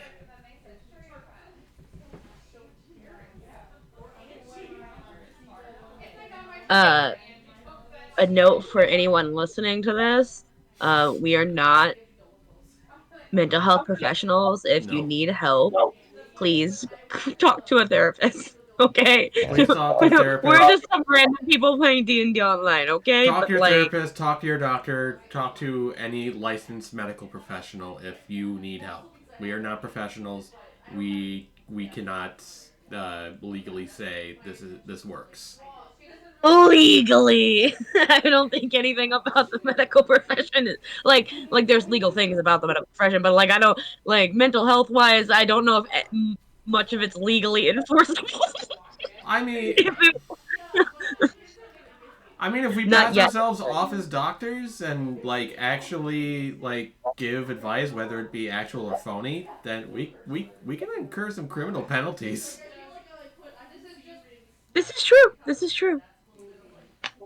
Bottom Yes, line, But like, go talk to license your okay, to doctor. kill veteran, overrated. it's all good. License to kill overrated. License to diagnose. Now that's where it's at. Oh, that was good. Uh, Um, was there anything else that we wanted to talk about? Sorry to derail. Or should I say, how do we enact this practice in the next conversation after our break? You mean, how do we enact this practice? I would love for us to just like to have Brian lead us into this sort of meditation. We don't just would we want to say our emotions out loud to each other? I would really want to know every like. Here's the thing: the meditation is a cool thing, but at the end of the day, it's not actually that interesting. outside of you can do it, right? Yeah, but just like the But like the innermost feelings. interesting from a character perspective is what everybody's deepest Yeah, fears are. I much prefer this. So This is what I mean. I'm not so medical professionals. I much prefer doing this out loud. so we could probably do it like one person at a time, with the other two observing and kind of guiding the meditating player. I also kind of like, while we're doing this, I would love for someone to walk in and be like, "What the fuck is going on?" All great ideas. All great ideas. But I just love the idea of having it be an opportunity to. Kind of dive into Yeah. emotions of our Yeah, characters. I love that. I love that. Plus, it gives me time to actually prepare a good Feywild session for you guys. Hell yeah. Yeah. Yeah. Like, what So do you mean prepare a with, session? You mean there will be an encounter? You mean we'll be ambushed by a bunch of Fae and torn limb She from can't limb while legally they say dance on our that. corpse? um, regardless, Or rather, she's we're gonna not. take a break. We're gonna take a break right here, and we'll come back and pick up on meditations. Sounds good. Also, how was the organization spelled for like She Cerberus Assembly? I didn't she get. she put it in the chat, the Wildemount chat, in the game chat. Excuse me. No, she has Upper Dock. She has Cerberus Assembly, but not the actual like thing. The The name of project. what? The project. Oh, The I'm four sorry. letter. Yeah. Yes, I already read Name it down. badge. Let me look back at my notes. Okay. Sorry, it was a second. Okay. I'll mute. I'm gonna So I go wrote get it some down and food. then I closed it without saving changes, and now it's Hold on. bothering me. I gotta scroll back in my notes. Sorry.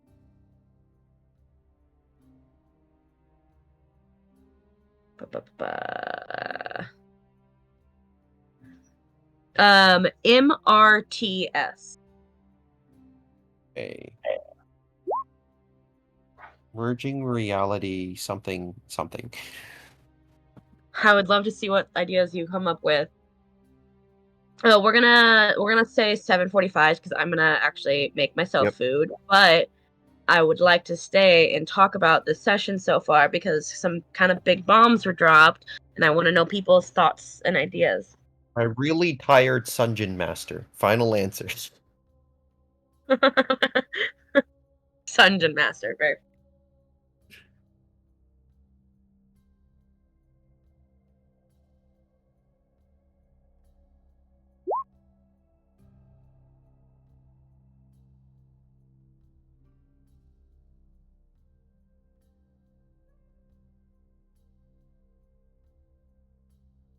Nobody wants to talk. I see.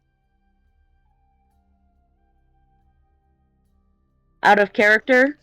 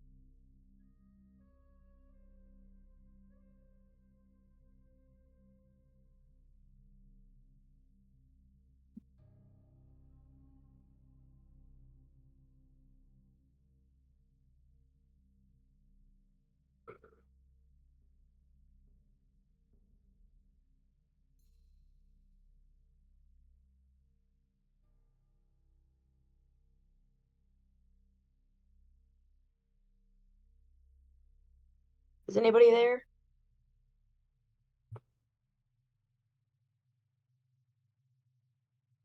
What's your take on the whole? Like, I'm curious about the Feywild too. I have found an excuse to go into the Feywild too. I'm going to use this excuse to conduct science on interplanal transit and information exchange between Brine's book. Yeah. Based off of Oh, what we were talking about before, Rocky, I think this was a really good idea. Really clever. This is well done. yes. And it ties every single person's plot points, you know, from the gala to the, you know, like the book. Well, I mean, it will if I bring up that I want to test some interdimensional thing by having Nahiri basically give us a time update every single time. To make sure that we're not trapped in the Feywild for like years or months, right? While we think that it's only been like half an hour. And guess what? Now we then confirm that like the book works interdimensionally or doesn't work interdimensionally. And then it's like everybody's subplot is tied to this, except for mine. But that's not important, right? What do you mean not yours? Ooh. I mean, how does this? Okay, no, wait, no, you're right. This does actually bring us a step closer to saving Edward's parents. You're right. Like I thought the entire point of it was to save your parents. Right? I thought it was the entire using the No, book never and mind. I stand experimenting. corrected. I stand corrected.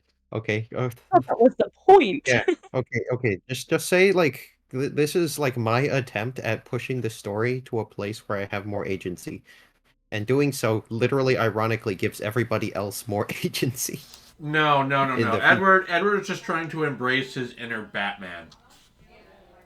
Oh No no no! parents. This is me Dead embracing my inner parents. DM. This is me embracing my inner DM by pushing the story in a place that's interesting while also being narratively relevant to everybody. I did say Edward, not Rocky. Okay, yeah.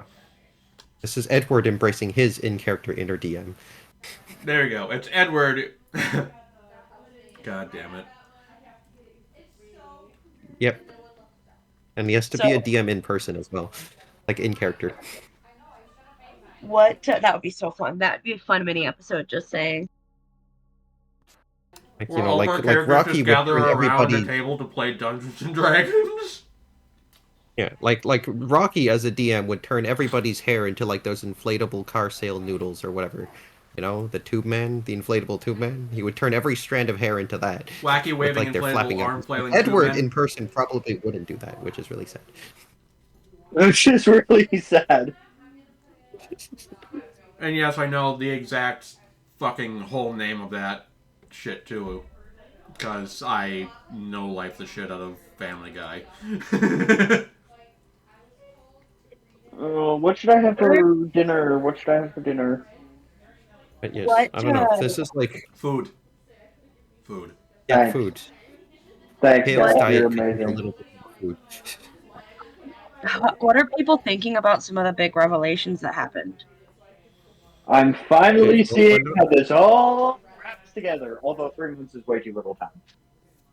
yeah, you know, I was like, for a moment there, I was incredibly hyped to like hunt down, like, you know, the Cerberus Assembly. It'll be like hunting down like cultists or something, except like also they're like actually trying to destroy the world. It's almost like we Right, so already it's have a like- party that's dealing with cultists right now.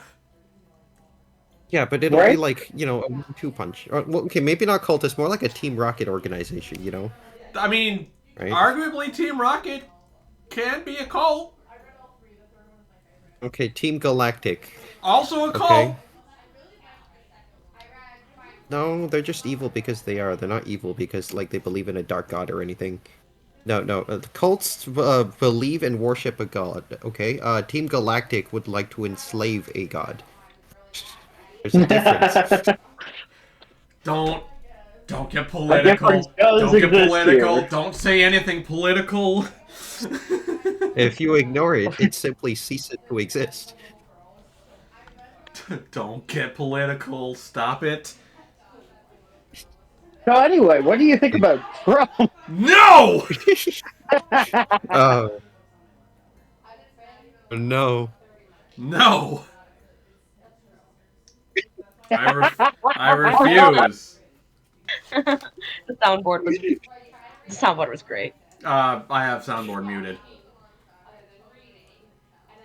for reasons.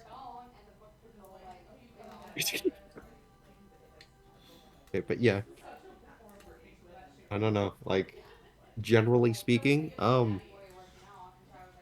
yeah, I don't know. Also, Yeah, I don't Feywild know about session it. is like next session, right?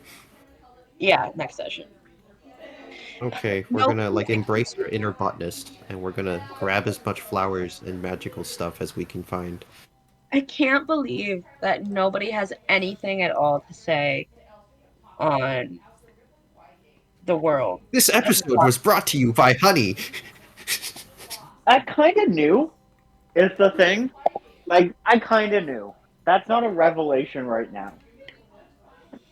I kind Yeah, of That the knew but that world the is world was having coming. Having go it ahead. explicitly said is like something for sure. But like, I don't know. Okay, I think like the revelation in itself, like on scale, is pretty huge. But I think the scale of what we can do right now is not huge, and that's why I'm like more excited about the Feywild because we can do something about that, right? But yeah, like like okay, the world is literally being destroyed. We kind of figured that from the last session when Fenrir literally told us that like the world is collapsing in on itself. Yeah. Right? So like really I think the most like shocking thing is like the deadline, right? There's a couple organizations and names being thrown around, but they don't actually have too much of a personal significance to any particular character. Unless you're like the number one Dilyu fan and you've been on Team Dilyu since day one. And that has like a lot of significance. But like most of the like information or names or stuff dropped like doesn't really have a personal connection to like a backstory, right? Now if you decided to like name drop somebody like super duper important from any of our backstories, like if you name dropped somebody from the Sealy court, right, or you name dropped like like the right hand man of like Moonzic's brother or something, right, that Or would I like don't get some know, ears. like, or like I don't know, Bernard. Yeah, Right. or like but not something, right? Um. Like I don't know. I just wanted to hear your theories, I guess, out of character, because like in character theories sometimes are a little bit different than your out of character thoughts. So that's and you well guys yeah, spent dramatic most of the irony. session talking about it. I just kind of wanted to know what you guys were thinking. Dramatic irony. Um I don't know, like generally speaking, I think the scale of it is really big. There's a lot of names being dropped, but I don't think it ties into any particular like plot points that we've developed on recently in order to make huge revelations or connections. Maybe I'm wrong. Like other than the Cerberus Assembly, which is a huge name drop by the way. Right? I think that's like the biggest name drop or like relative to my like pool of knowledge because it's actually a recurring name that we knew before and it has ties to a character that we've talked to before, right? So that is like relevant, but like all of the other sort of terms and stuff that like have come up don't really have any direct significance to information we already have access to. So like it's not like we can make a connection or can do something about it, right? And like you even came in as the DM and said like hunting down the Cerberus Assembly and finding their headquarters or whatever is like not supposed to be written for the plot, right? Is not a plot relevant endeavor. So No, no, like no, no, no, no, no, no, no, no, no, no, no. That is not what I said. I want to make it very, it very, is very not clear. That's not what I currently said. No, appropriate for the plot. I said that the method that you guys are trying to make that work with the like locating him isn't going to get you anywhere. He is not there Okay, for fair plot enough. relevant reasons, and I didn't want to waste time. Okay, fair enough. But like, like specifying that now, there might be I'm not, like different ways to locate him. Don't yeah, look too deep into it, Rocky. I'm not saying that that you guys shouldn't look for him by any means. I'm saying that that particular method would not be like I'm just saving you time. I'm just saving you time and saying that don't do that. Okay, well, I took that as like the DM doesn't want us to look for the Cerberus Assembly. No, I'm not gonna lie. That's what I took it as when you said that, right? I didn't take it that way at all. Well, I did. So, like, I don't know. Could just be my brain being dumb. But like, yeah, like generally speaking, like I don't know, there's not like anything that I can immediately think of that lets me act on it that would potentially lay the groundwork for another session.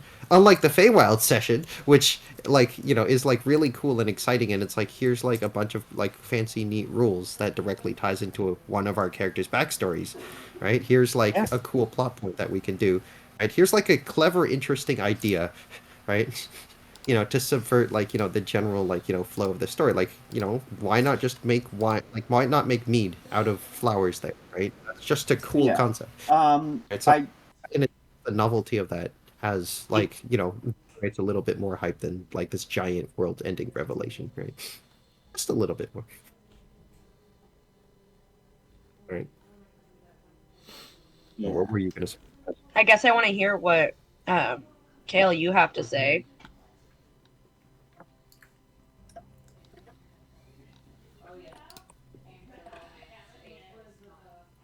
Oh, I guess he's gone. No, I'm Yep. No. interested in going to um I'm definitely interested in what it means to uh in what it means to go into the wild and the adventures we'll have there. I mean, like, I certainly think that that's going to end up being an issue, but like it'll be a fun issue, you know? We can create a quick save, Like, right? yeah, yeah. Like a fairy comes down and is like, "Can I have a moment of your time?" And then you're like, "Sure." And then the entire rest of the campaign is just revolving around the same plotline as Shrek 2. Shoutouts to anyone who knows the entire plotline of Shrek 2. Yes, exactly. Good God.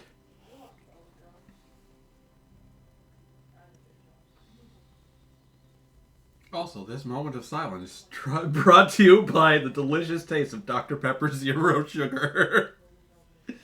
Oh, yikes. Yikes. Dr. Pepper Zero Sugar. I don't want to hear it.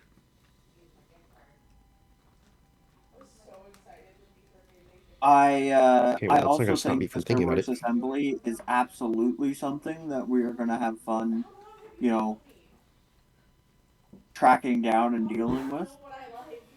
Dude, this is like our BBEG, is it not? Feels like it. Or at least adjacent, Maybe. yes. It's at least Like, like a mini. it's at I least am an EG. very curious to know what the broker is doing here. I think he is definitely facilitating, and I think he has ulterior motives. Dude, we could totally cast setting on the broker. No. I feel like that would break the No. immersion of the broker's mystique, but like it is a thing we could technically do. Right? Well, what I'm I'm saying not is, saying it's I good think for the broker is certainly not against the plane smashing together.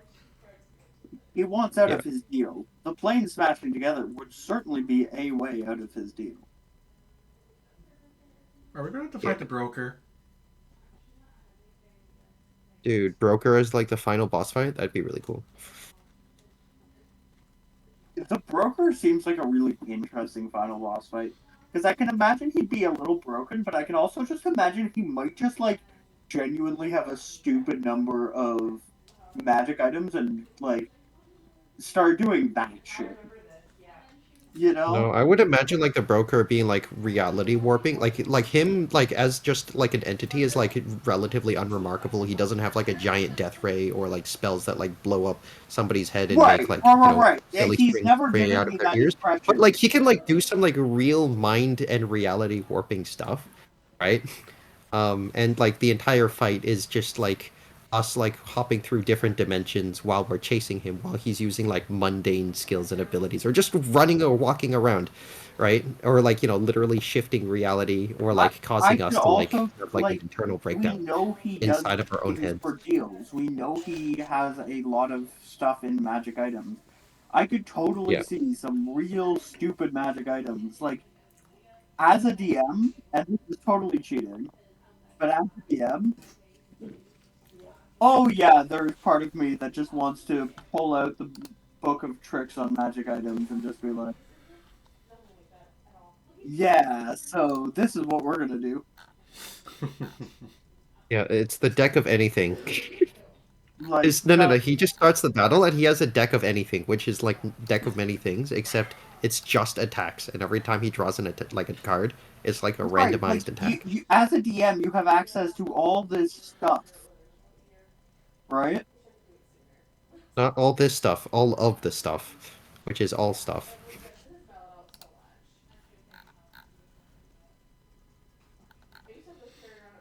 And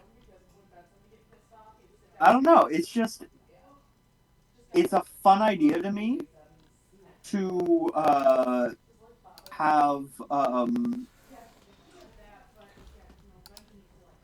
as a DM, you want to play with the stuff that you're reading on, right? That's just my personal experience. Yep. So this would Which, cement Broker as like the coolest villain ever. I could see some restrictions being put on him because he is tied to every single one of the gods. Like depending on how many gods we have on our side, Ioun, Arathis, Melora, etc.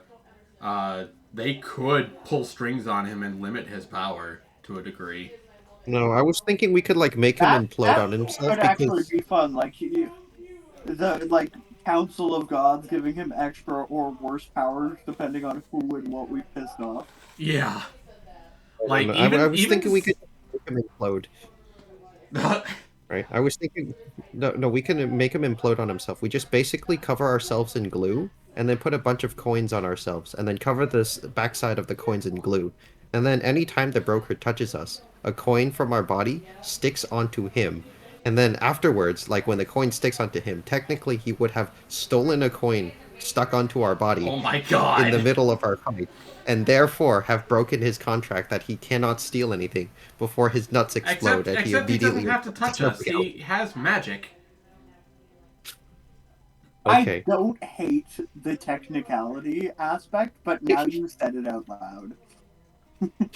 Like it would not work, but like this is just like a random thought that I had on like Broker. Like that'd be funny though. It is funny. I grant only that this is definitely hee hee ha ha funny. Like that is my objective here. I just like the trope of gods trying to stop shit from happening. Yeah. I like the idea that depending on who we've made happy and who we haven't, that Oh, what's this? A campaign in which our decisions and choices of our allies and strengthening bonds of our teammates matter? I mean, Well, you can't have exactly. that. That's Like like I good like narrative. that. I especially like that for a final boss. But I mean, like just as a DM, getting the opportunity to play with all of the busted magic items that I'm like, no, I could never get that to a player that would break the game, would make me very happy. Oh yeah, You just see- controlling a guy, just some dude, and he's got like every magic item under the sun. Right, like, hey, there's this really stupid thing called the Cube of Force. I could give that to my Bro, players, but no, then stop, they would stop, never please. have a hard battle ever. Now let's see how they can circumvent the Cube of Force, you know? Disintegrate. Disintegrate is the answer. Well, sure. Like literally, That's an like option. that is like What the if thing you that don't have hard counter. disintegrate? What if, what do we have to do to deal with the Cube of Force? What do we have to do to deal Dimension with that, door. right? Wait, no, teleportation spells don't work. On dimension door, right? It's the point of it is that it's interesting and difficult questions. Right? That's the whole point. If it were easy, everyone would do this.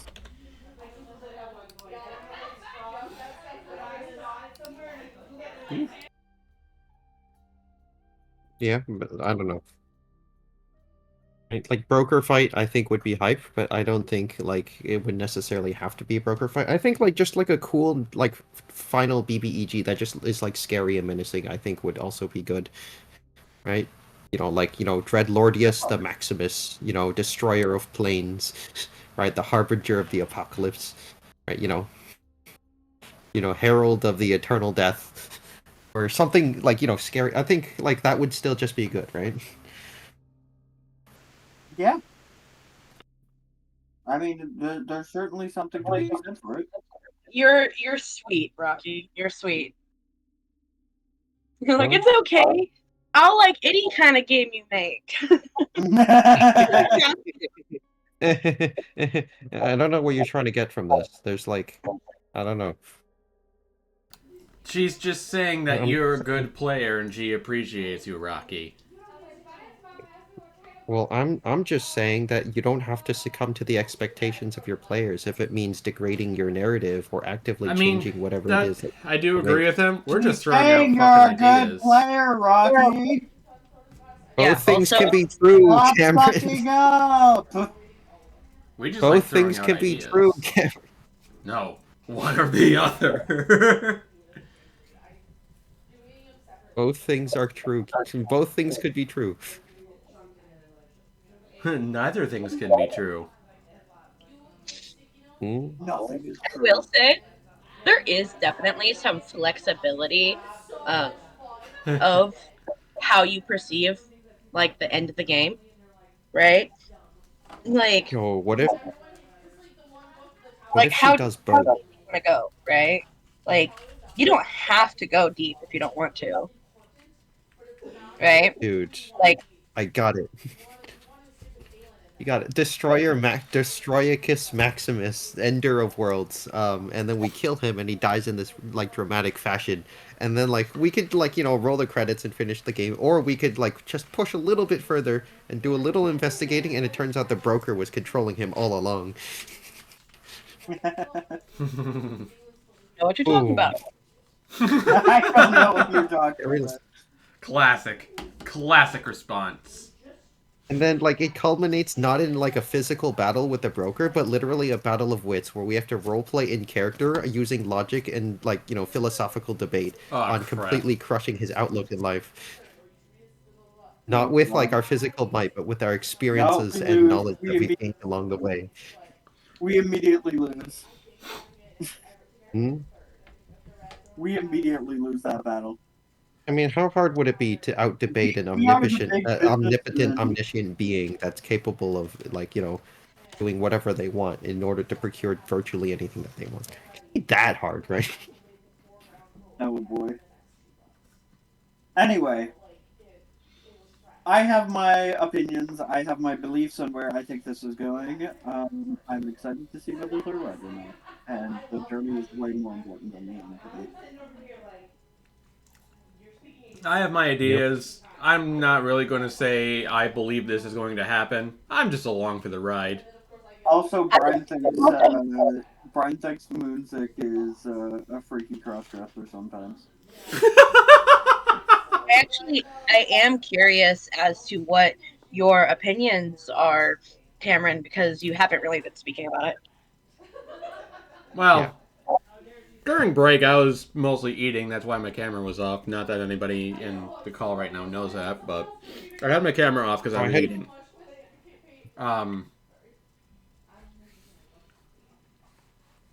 About what specifically? About like where the campaign is, what things that have come up, but big bad things. I don't know, whatever you want to talk about. I'm kind of in the same boat as Rocky. Like, we knew the world being destroyed was on the table since last session. We just didn't know the timeline that could happen. You just gave us a timer of under 1 year. Yeah. I'm always up for, like, this ragtag group of people saving the world. I love that. I will always go for that kind of trope. I do think, well, we already kind of know that the broker is complicit to some degree in this. We just don't know exactly what strings he's pulling. Or how many. I also, I still think that Moonzic's brother is involved in this somehow. What do you mean? Well, we already know that the broker and Pabir have met. That's how he was able to gain the Gilded Lily and started mass producing it. We know he has a very serious contempt for his brother, Zaya. And at this point is more paranoid than anything. And he wants his brother dead. It's plain and simple. He doesn't want anything to challenge his rule. I'm not sure if it would lead to him invading places, but it could very well come up in that regard. I don't know. I'm just interested to see how this plays out. Me too. Yeah. Also, where's Don? What happened to our surprised guest, Soren with a mustache and He wig? was being Dawn. He was being silly. Hee hee, goofy. Also, it's funny, the way he corrected you on your spelling of Soren, when I just looked back at a comment from a year ago and he misspelled Soren. Yeah. Let these nuts soar in your mouth. Got him. Go! Very Oh, good. dear lord. He named his character a D's nuts joke. Kale, are you sure we have to spend an entire week with him in person? I'm not sure we have to.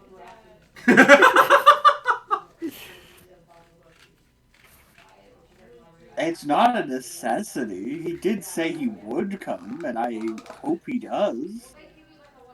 Despite everything. Despite everything. Oh my god. That's so funny.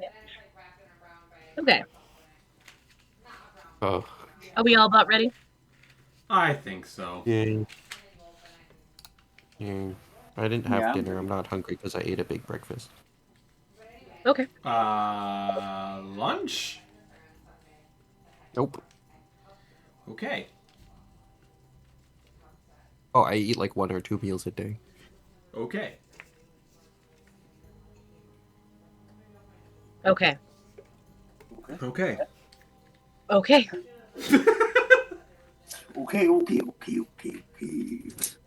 So, we're going to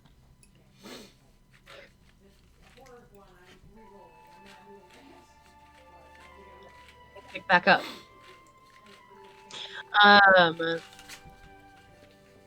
With just a couple of hours, like an hour and a half or so before dinner, you all find yourself sitting in the guest house, surrounded at the table, just ready to begin practicing your resolve and your intentions.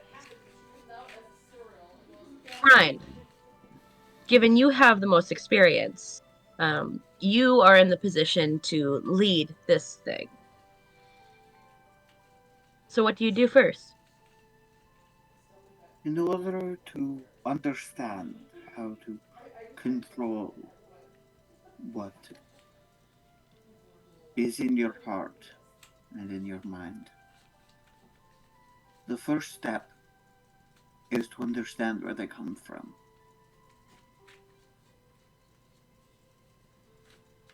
Emotions that creep up on us are often the easiest to identify, and emotions that are high and exhilarating and that can overpower you at any moment are often both the biggest danger in the Feywild and the easiest to understand where they come from, to understand how they affect you, and to understand how to let them go. None of us are invulnerable to fear, although we may be brave adventurers, daring the unknown.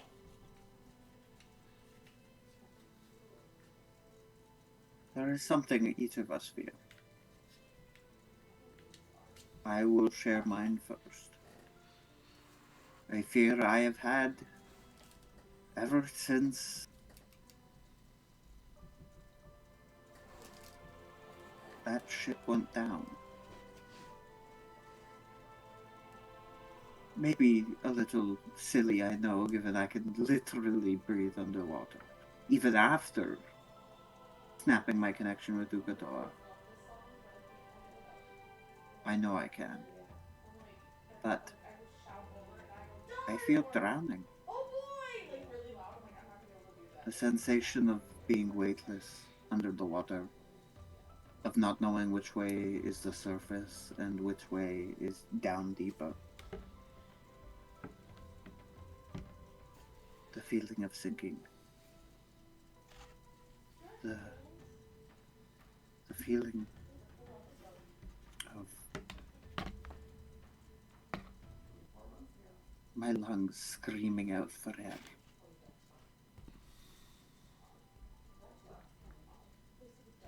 It helps with the fear to know that it's entirely unfounded. And yet, every time I open my eyes underwater, I find myself holding my breath,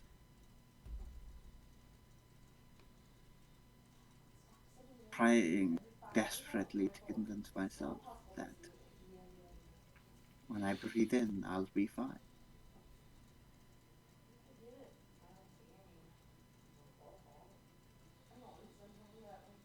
You can see her kind of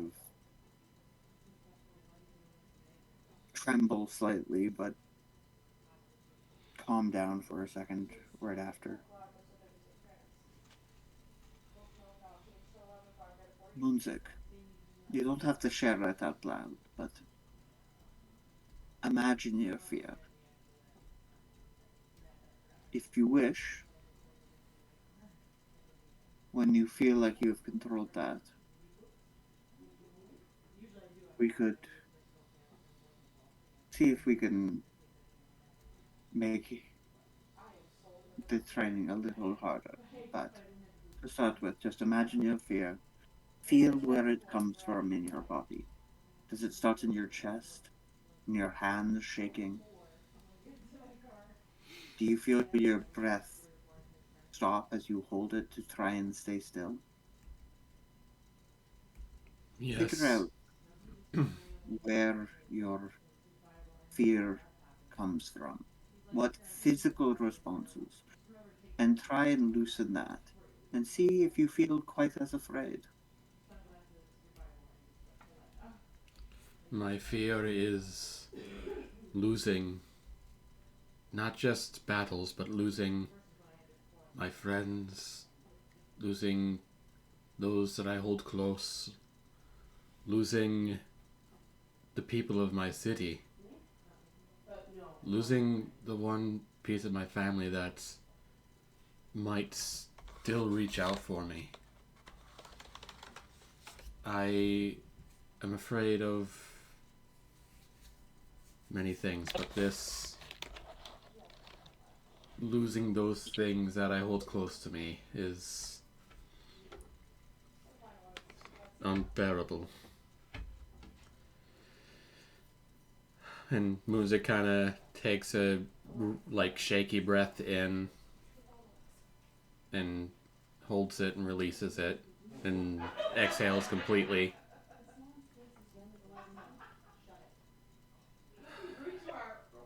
Breathing does help it a little bit.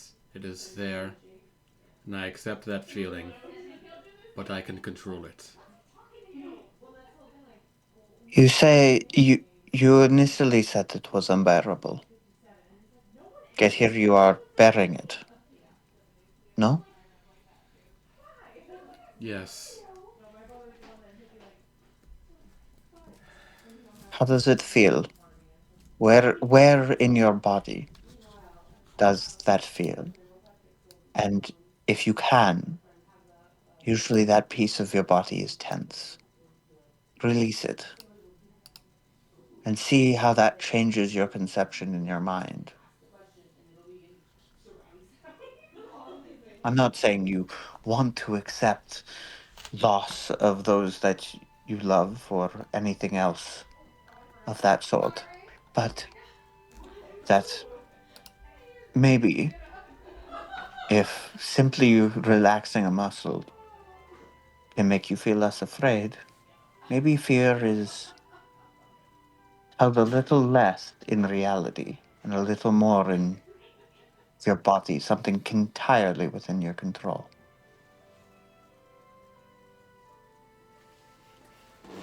Edward, again, you don't have to share, but try and think about where in your body you're holding your fear. I don't know. I think a more productive direction we can take this is more so tempering my curiosity. After all, it's often that my fear is overridden by my sense of curiosity and my allure into the inquiry of topics that are better left unexplored.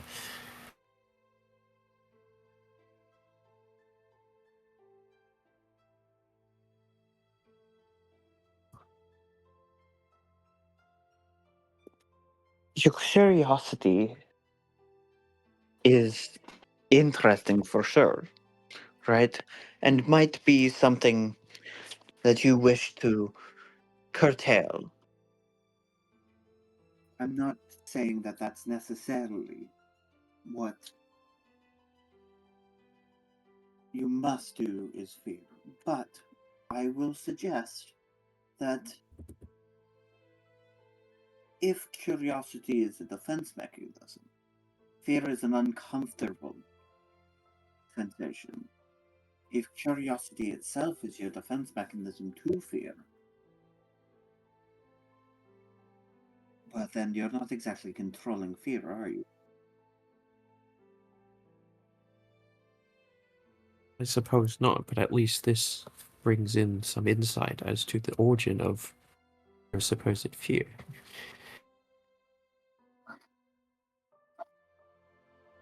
Still, Remember whichever back when you choose to focus on. Hmm? Whichever you choose to focus on, figure out where that emotion is in your body, where that feeling is. When you're curious, you have butterflies in your stomach, a sense of nervousness to that curiosity.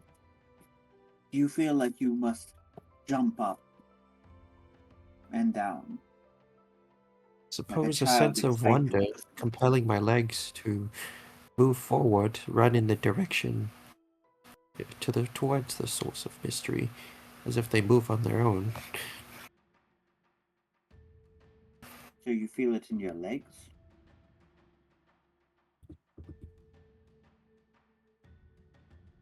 As if you wish to go for a run? Well, again, it's as if I feel compelled to walk towards the source of mystery.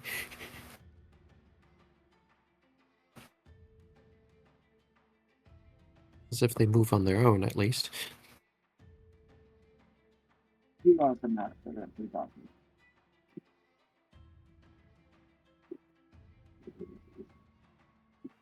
Make yourself the person who chooses to walk.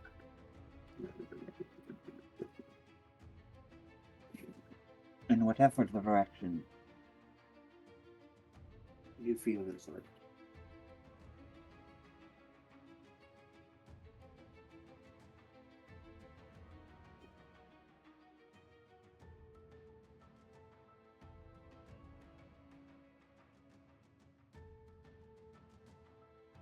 Brine is gonna take this moment and say, nothing happens quickly.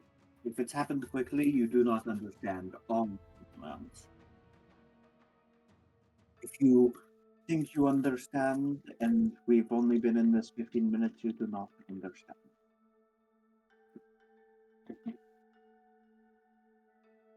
Take a second, find deeper feelings. My fear might be caught in my lungs and in my throat, but also in the tip of my fingers. wishing to cast my way out of this environment.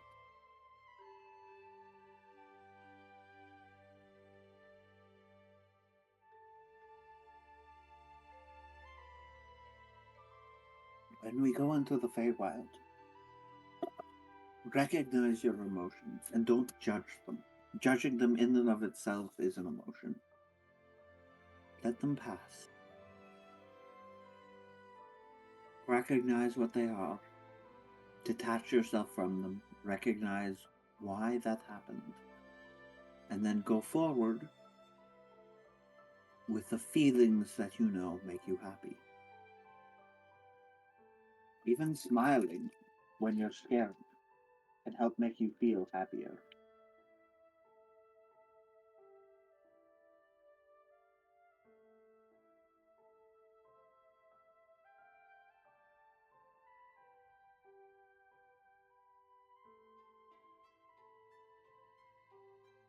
I'll be honest, I was never very good at this.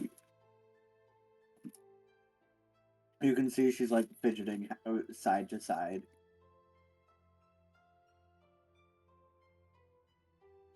She clearly understands the words and reasons for what she's saying, but isn't very good at actually following them.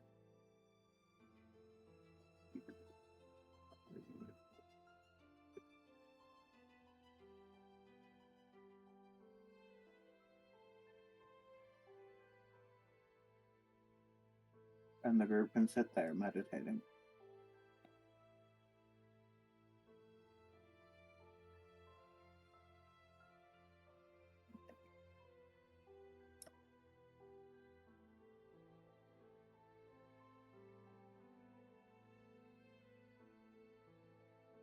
Were there... No, I did unmute you. Sorry. Go ahead. I figured you might talk soon. I muted you.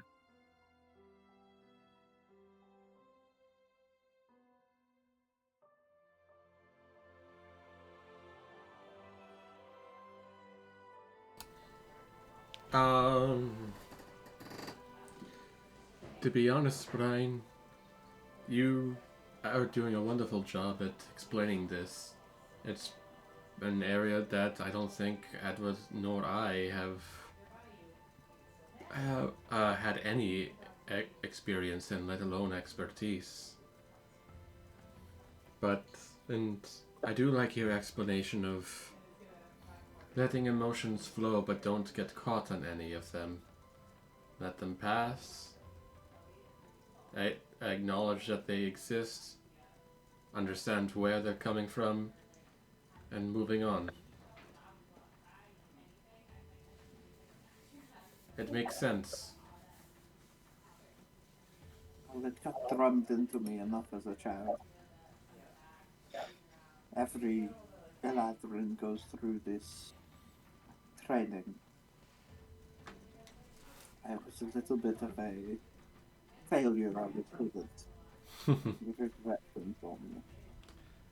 Well, compared to someone who's lived in the Feywild and two people who are stepping into it functionally for the first time, this is certainly a crash course in comparison.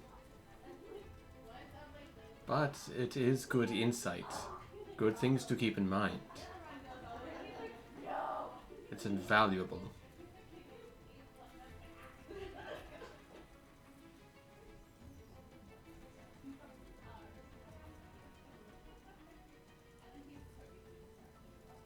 Thank you.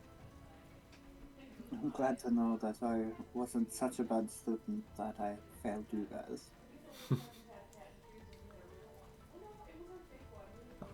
We already know that you're a good student.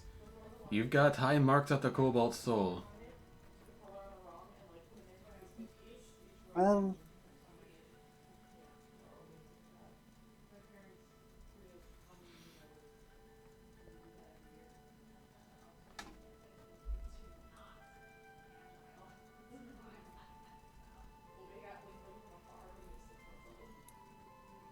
that is me today, rather than me all those years ago. Fair point.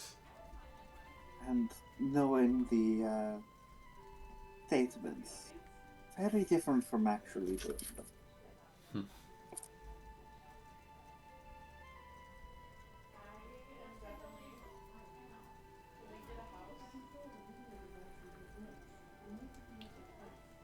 What are you thinking, Edward? Well, I mean, I think at least Brine. I'm not entirely sure of the methodology behind most of this, and I'm not entirely sure of how effective this would be after implementing this in the Feywild, but I do trust her authority in relation to Feywild dealings. I mean, again, I feel like, you know, an alternative to conquering fear in itself becomes, could be relied upon in other means such as like common motion spells, heroism spells, something along those lines. Remember that the Feywilds, what we perceive in the Feywild will likely be vastly different from what we perceive in this plane.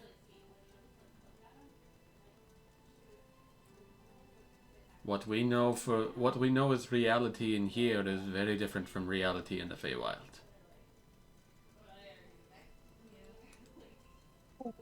Of course.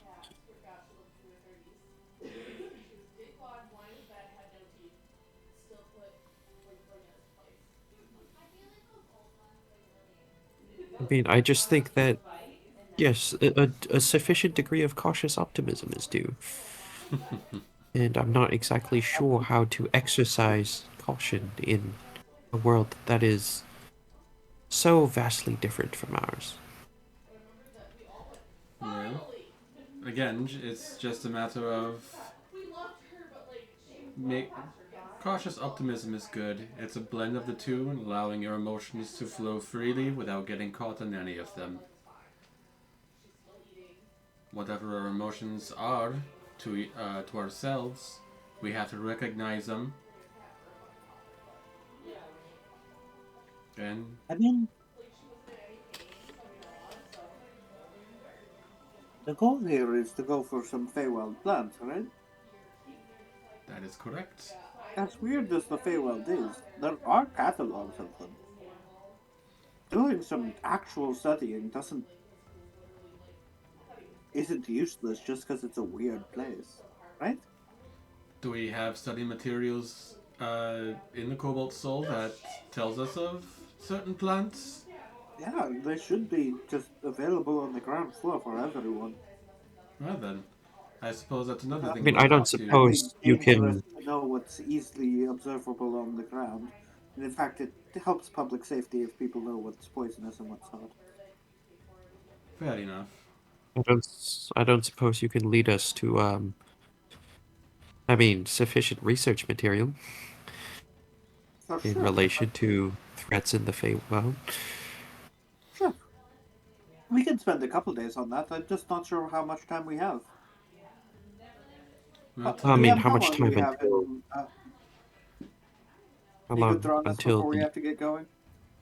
Okay, so you have options, right? In I think I said 4 weeks. 4 weeks you have the Alliance Summit. I think you said 3, but it's up to your discretion. 4 could be fine too. Sure. Whatever. It doesn't really make that much of a difference. Well, What? We are on a bit of a clock. You know, Right.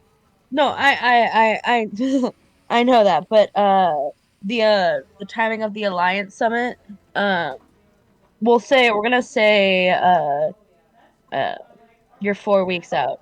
That's what I said, so I'll just go with that. okay. You're 4 weeks out from the Alliance Summit. There is time for you to go to the Feywild, hypothetically.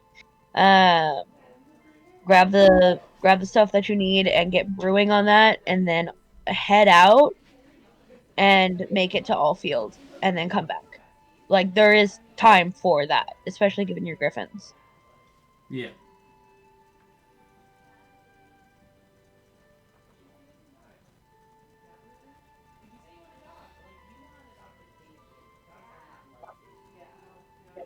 Is there like any sort of local archives or If you're anything looking in for, the general area, like libraries or anything? That, I mean, there is literally the Library of the Cobalt Soul.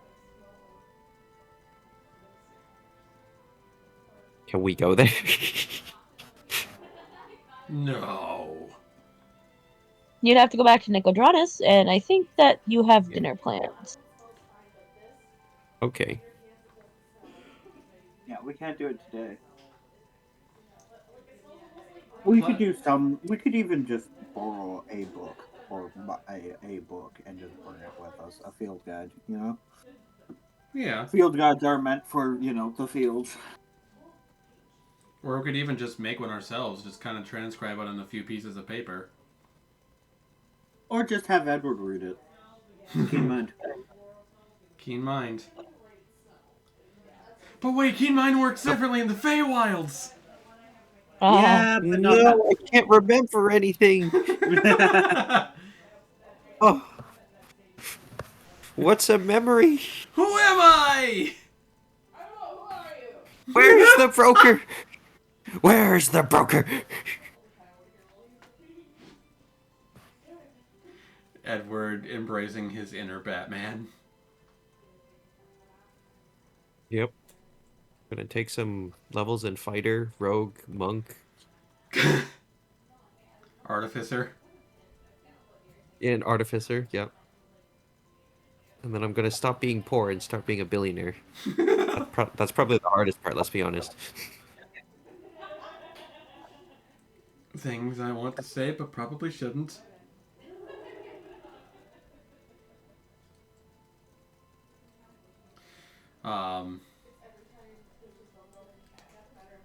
But yeah, that's the plan.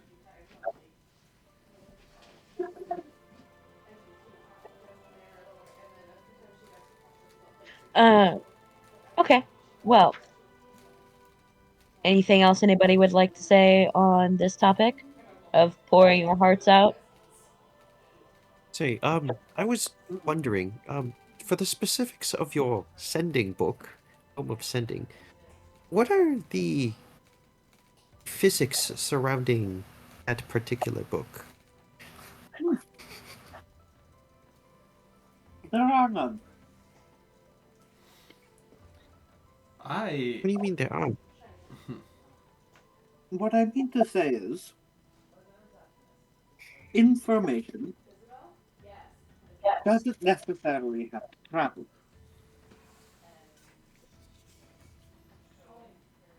Information can be like a magical signature, right?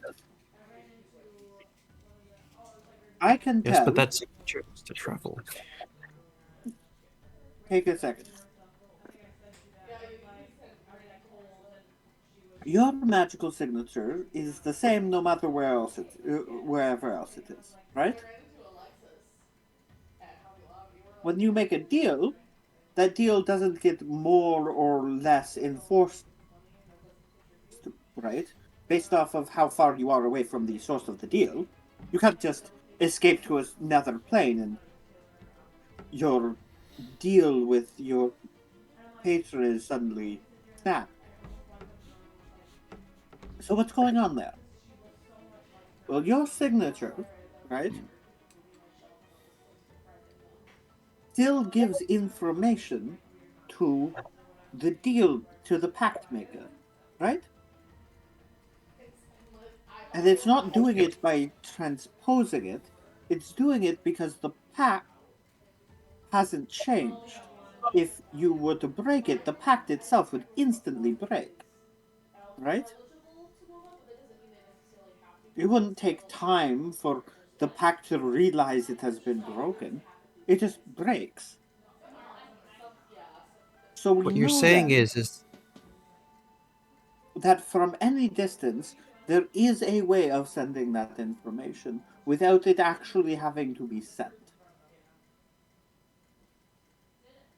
Usually through the form of pacts, which tend to entangle two magic signatures together, rather. What we're doing is we're exploiting that. I am making a deal with those who write in my book. The statements of the deal are simply that it hijacks the ability to send. The conditions are the same as if you were to try and send to me, but instead of you casting, we hijack that, and instead you send information through the pact itself. So what Bypassing you're saying, physics, planes, hopefully planes, we're not really sure. But it bypasses the distance quantity and it's simply kind of written. well, sending never had a Grossly distance oversimplified. restriction, but what I'm extrapolating from this at least is that instead of generating a quantity of information to transmit to another user, you're instead binding them into a pact in which any quantity of information generated in multiple locations are simultaneously produced so that both people can observe on two separate points of their deal, and the deal binds them in order to generate information in multiple places at once, thereby facilitating communication of sorts. Using pact Essentially, magic. it's a little bit more complex and there's a ton more going on. I mean, most of the book, and she starts like flipping through the pages that are full of text. Most of the book that you see here is the actual spell. Conditions, functionalities, different error cases, binding point. I do have one question that could poke a hole into our plan at the summit.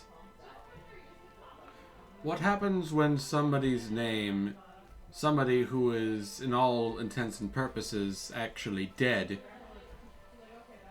what happens when their name is signed into the book? What if someone was using that identity? What you sign isn't really important. The important thing is it's your magical signature. That's not faked by a name. If you were to write Moonzic on a demon's contract, right, with the intention of fulfilling that contract, you would still put down the magical signature. So, for all intents and purposes of showing off the book, I could write down Chim Liem, have that signature be authenticated, and those messages would go directly to me because it is my magical signature. Theoretically, if the name mattered so heavily,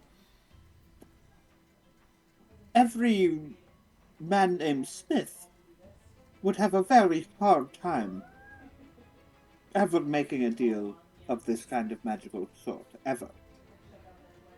There would be too many complications. The magical signatures would get confused too easily.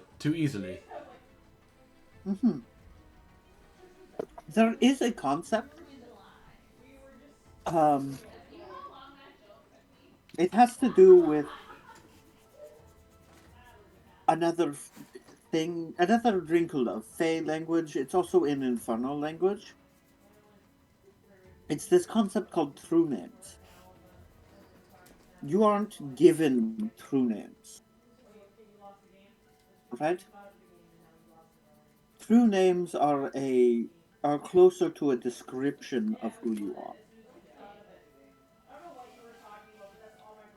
Basically, our essence, our soul. When you sign away your soul to a demon, right? It's very, very similar to giving a Fey your name. they're almost two sides of the same coin. When you give the Fae your name, you give them your identity. Right? It's not just your name that goes with that. You are nameless all of a sudden. You can't give yourself another name. That name is taken too. Because they have taken your true name. They have taken who you are as a person. So it does not matter if you give them a fake name, just don't give them a name in general. If you were to give them a fake name, what are you actually doing? You're swindling out of a contract, and therefore it becomes You're non-binding.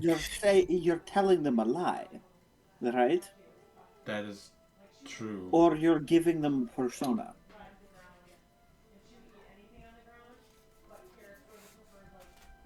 That would not trigger any sort of deal, other than maybe you could not use that persona again. Your intentions still matter, right? In the same way, you must sign a demon's contract. And it's binding not because you wrote, Moonzic and Edward or your name on it. It's binding because you bound yourself to it. And the consequence of losing your soul, people have lived lives without souls. But it loses you your identity to your eternal self. You shall not be in the grey wraith. Your magical power after that will forever be theirs, etc., etc. And your will, to a certain extent, is taken from you as well.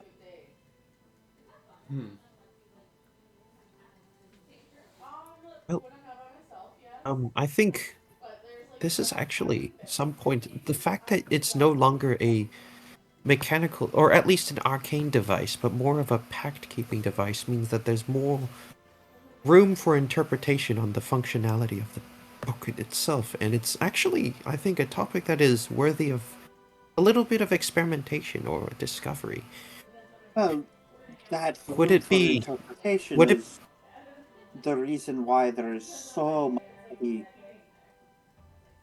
But it also allows for flexibility and for, well, a little bit of leeway into the appropriation and application of this book in itself. Right? It is not just a system that's, that takes an input and spits out a directive based on it, but it's something that factors in human intent into it, is it not? No. You misunderstand. The factoring in of intent is only a byproduct of how pacts in general work.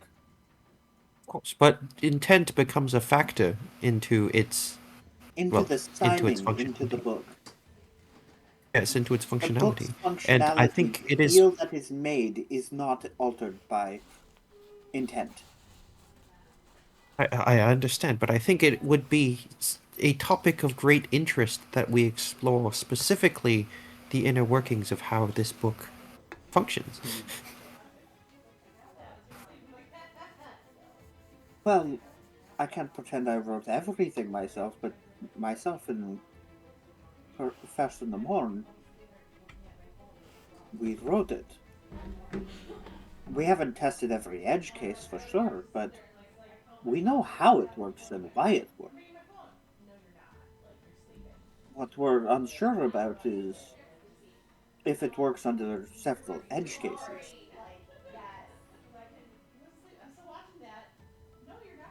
I mean, isn't that what experimentation is for? Group, we'll get the first chance with the Feywild, won't we? Yes. Although I did another suppose- experiment, and I really need to update some passages on multiple people sending at the same time.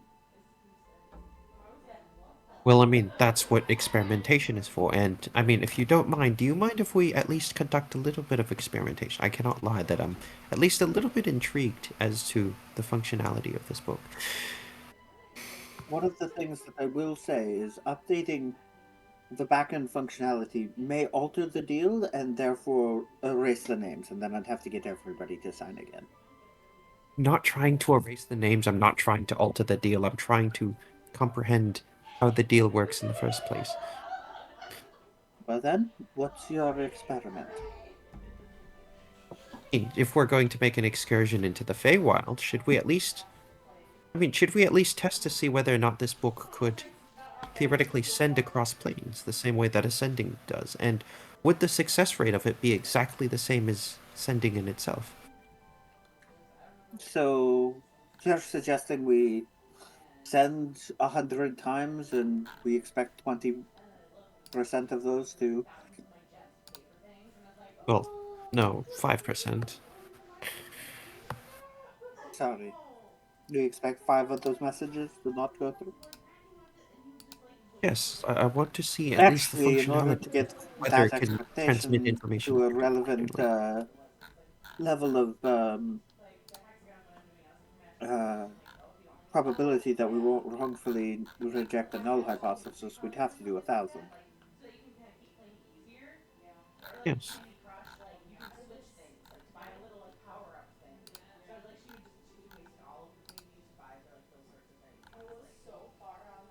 Alright, 1,000 sendings back to back, I guess. That's going to take a while.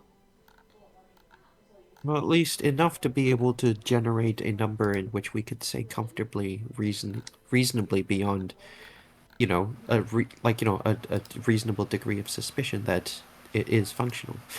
Something tells me Right, that that's quite a few 1,000. people are going to have a headache by the end of this experiment. Oh no, it would just be Rocky. Sorry. It would just be Edward. What we do I'm is not we sure how put them this in the experiment would be we rocky. put them in the interplanar part between the things, between the different doors in our Rose world, and I would write one number, he would write the next number. He would respond with 2, I would write 3, he would respond with 4, and we'd go until we hit 1,000. If at any point it breaks, he responds with the next number after a 30-second interval. And that would let us know it breaks. If we never get anything after 2 minutes, he comes back out.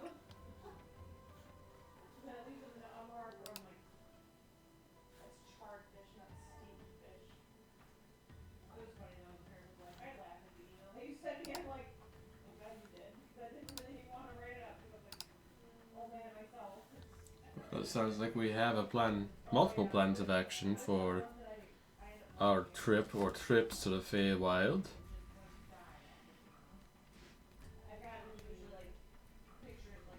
Well, then I shall eagerly await our trip into the Feywild. I mean, I can see at least how Brine was captivated by its allure, and of course, I would be lying if I didn't state that I would also be a little bit curious as to the nature and functionality of that plane, the world, and everything in between. Brian, be honest. Did your being born there have anything to do with your intrigue and fascination with the Feywild?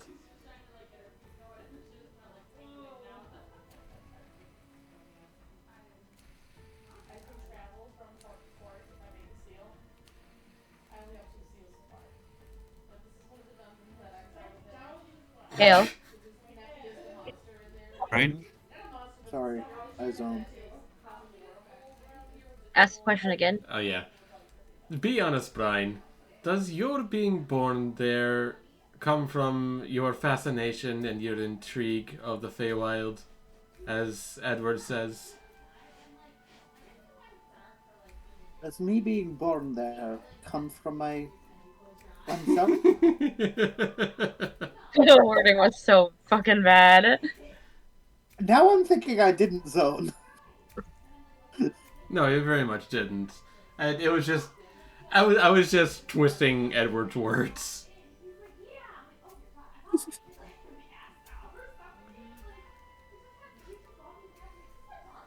I think my curiosity comes from my own sense of wonder at the world. And that I would have had that whether I was born in the Feywild, the material plane, or the Shadowfell. And I am very grateful that I was not punished for having it in the Feywild. I'm grateful to be here, where it's less punished even here than the Feywild, and that I was not born in the Shadowfell, because I most certainly would have died for it. And unlike cats, I don't have 9 lives.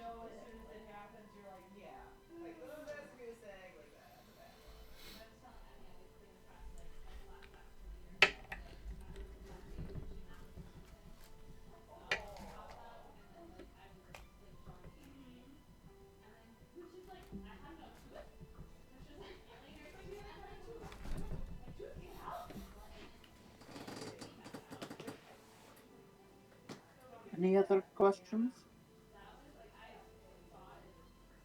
Or the Feywild we're Particularly. about to head into? Nothing that I can think of, at least. Not at the Because moment. dinner's coming very, very shortly. I suppose we Yep. should probably go wash up. Yes, of course.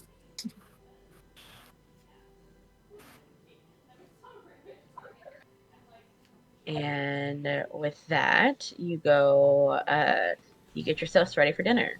You find yourselves in in the dining hall, with Isla and Mateo sitting at the table adjacent to you. Did you enjoy your trip to Nicodranas? Isla says, referring to the two of you. Yes. Actually,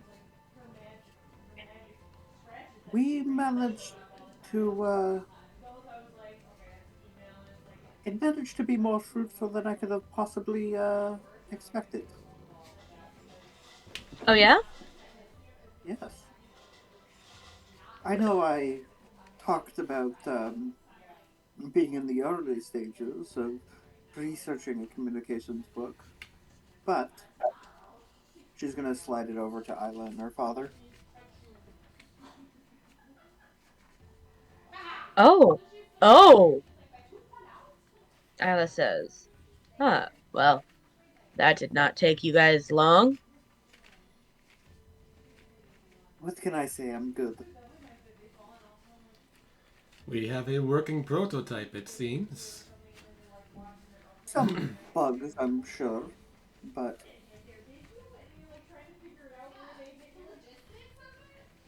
so far we haven't had any issues with communication from it, and nobody has reported any splitting headaches or other magical maladies. I mean, the only thing I could complain of is that I got a headache from trying to hear how you put it together. I am not a magical person by any means. To be fair, I was glossing over a lot of the more complicated things. I'm imagining him just shuddering at the thought of it being more. Basically. Well, I'm glad that Yes. you and Professor Namorn have the capacity for putting that together then. And comprehending it. In any case, I would, I should probably tell you both how it works. You simply sign your name, and if you guys aren't familiar with the process for casting sending, It's a somatic and material and verbal component for sending. If you perform that and name me as the recipient, what the tome does is it takes that as a cue to change the process slightly. Instead of you casting a spell, the magic already imposed in the book, and indeed from me, and in small from you, that is entangled there, takes that as a call to activate and reads your send to the book. And likewise, if I indicate by writing your name in the book and then writing my message, then I can write a message to you. And you will. Well, we're not actually sure. I never asked whether you heard it or it appeared in front of your eyes. But regardless, people definitely know that I am sending. Huh. That's quite the technology. Because it doesn't require a cast, it reduces the magical output that each person is putting to essentially nil. Hmm. And if you have no magical energy yourself, it actually provides a very, very small amount, just enough to actually provide the entanglement. So, not being a spellcaster is no prerequisite to this book. Isla says, and I don't really have that much magical abilities, but you said it's the verbal and somatic components of sending. I can So, demonstrate if you'd like. well, yes, I would. But also, what would happen if somebody tried to cast sending to somebody else who wasn't you? It only activates when you say my name.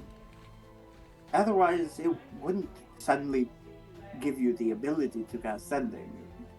Simply just attempt to, if you did it, it would attempt to pull on your own skills. If you don't have the ability to cast sending, you would not send. But, like, what would happen if you already were trying to cast sending to somebody else? And you'd cast sending to somebody else. It would not activate because you had not indicated me. In order to cast sending, one of the requirements is for you to say their name and picture as clearly as you can the person you are trying to send to. If you don't say my name, or picture me in the same way, you would not send. Huh. Does that mean that you are no longer ever to be a recipient of a sending spell? The contract only hijacks those who are signed on to it. If, for example, a contact back in um,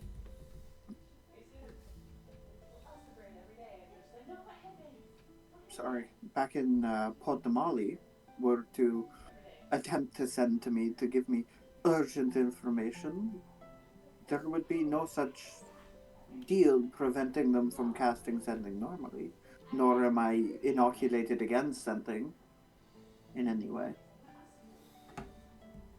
Interesting. Now, you have already asked... now, you have already asked for our signatures. Does that mean it retroactively works? Retroactively? What do you mean? Yeah. You've asked for our signatures in your book. Mhm. We have given you them. But it didn't work prior to. Doesn't Prior mean that to it me works now. signing? Well, it didn't work when we signed it, right? You haven't attempted to send to me. But you do have No. the names in their book. You could try to send to them as well. But also, the contract was made after the signatures were gotten. Ah. When you signed earlier. Unfortunately, no. I cannot simply send to you and from the names you wrote down. I had hoped that would be possible, but I do need fresh signatures. I suppose it is a apologize. matter of consent and such. Yes. It would be troubling in the extreme if I could alter the conditions of a deal on a signature given to me earlier. He nods his head. Good.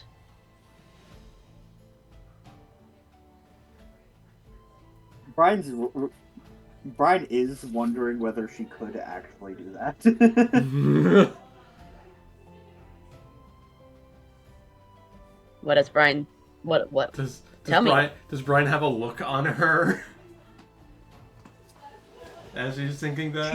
She recognizes that the prose of some of her writing was intentionally left, such that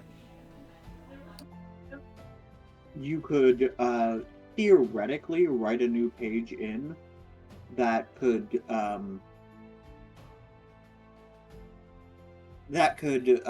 alter some minute details of how the book handled requests. She recognized you could foresee all outcomes, and therefore you want to build the book in a scalable way that allows you to understand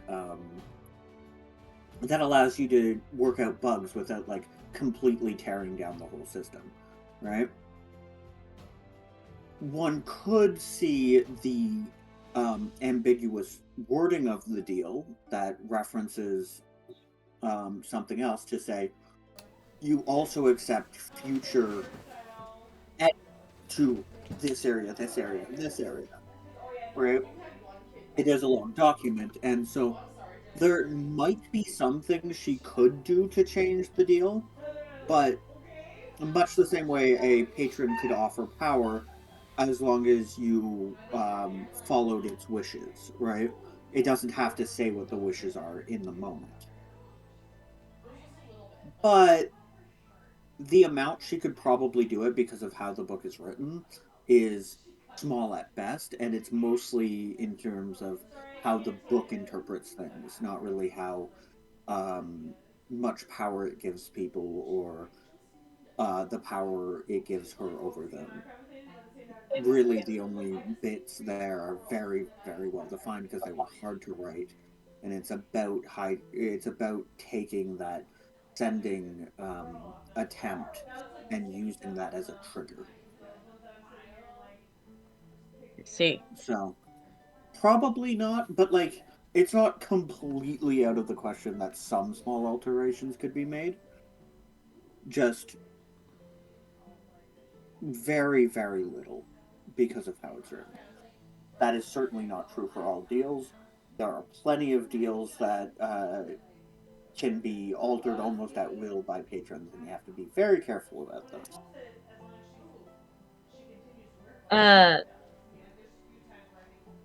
Well, it's good to hear that there won't be any deal, like, life-altering changes that could be made. Say someone got a hold of the book. To be Nope, honest, merely I just don't even know if a somebody deal of else convenience. being holding the book could even read it. The well, a lot of the terms in it are very individual focused. Even if somebody else were to get a hold of the book and attempt to edit it, they probably wouldn't even be able to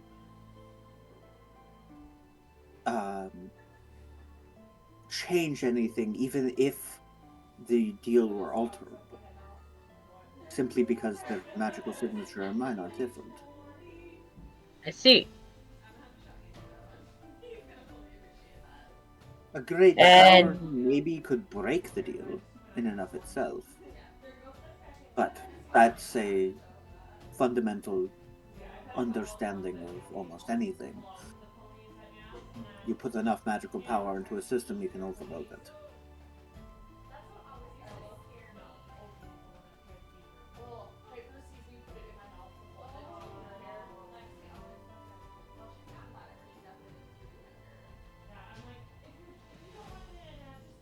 As for scalability, I did talk about the potential for it. Because of how this works, and because of what I was saying about the potential for somebody else making it, meaning that somebody else could alter things,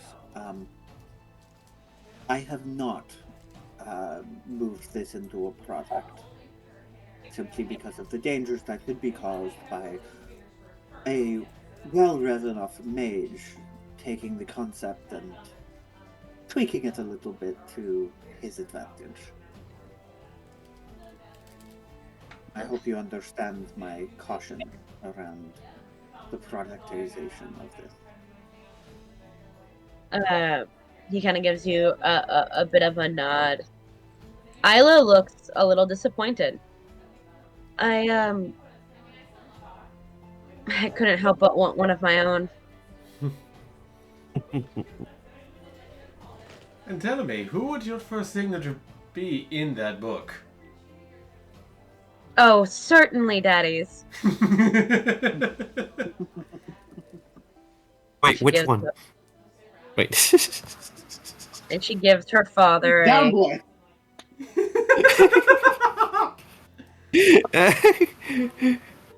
Turns to Moonzic. Which one?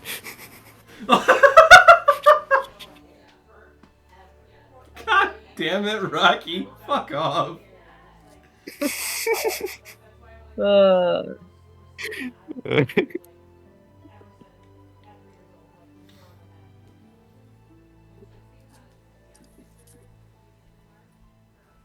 In any case,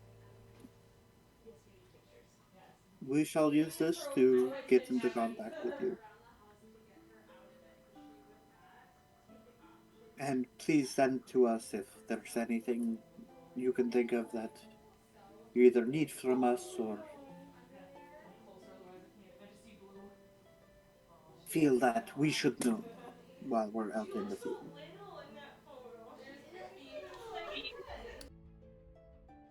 is quite impressive.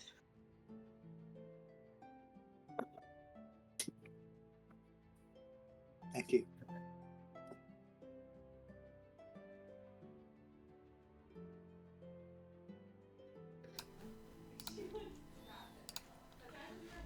We do have another proposition for you. I'm going to let Edward take the reins on this one. Well, I was just thinking if you could perhaps use your affluence in order to introduce another line of Legati product that we may or may not be in the midst of discussing its procurement down the line. Is that so? Yes, I think you might be at the very least intrigued, and I do believe that this product is a little bit more exotic than the mundane uh, displays that would be held at the gala. Curious. Another magical artifact? creation? No, we're thinking a drink. We Oh. served Okay. in the. We were thinking of going and venturing along into the Feywild in order to procure some flowers of sorts. I assure you that we will go to reasonable lengths in order to ensure that they are safe.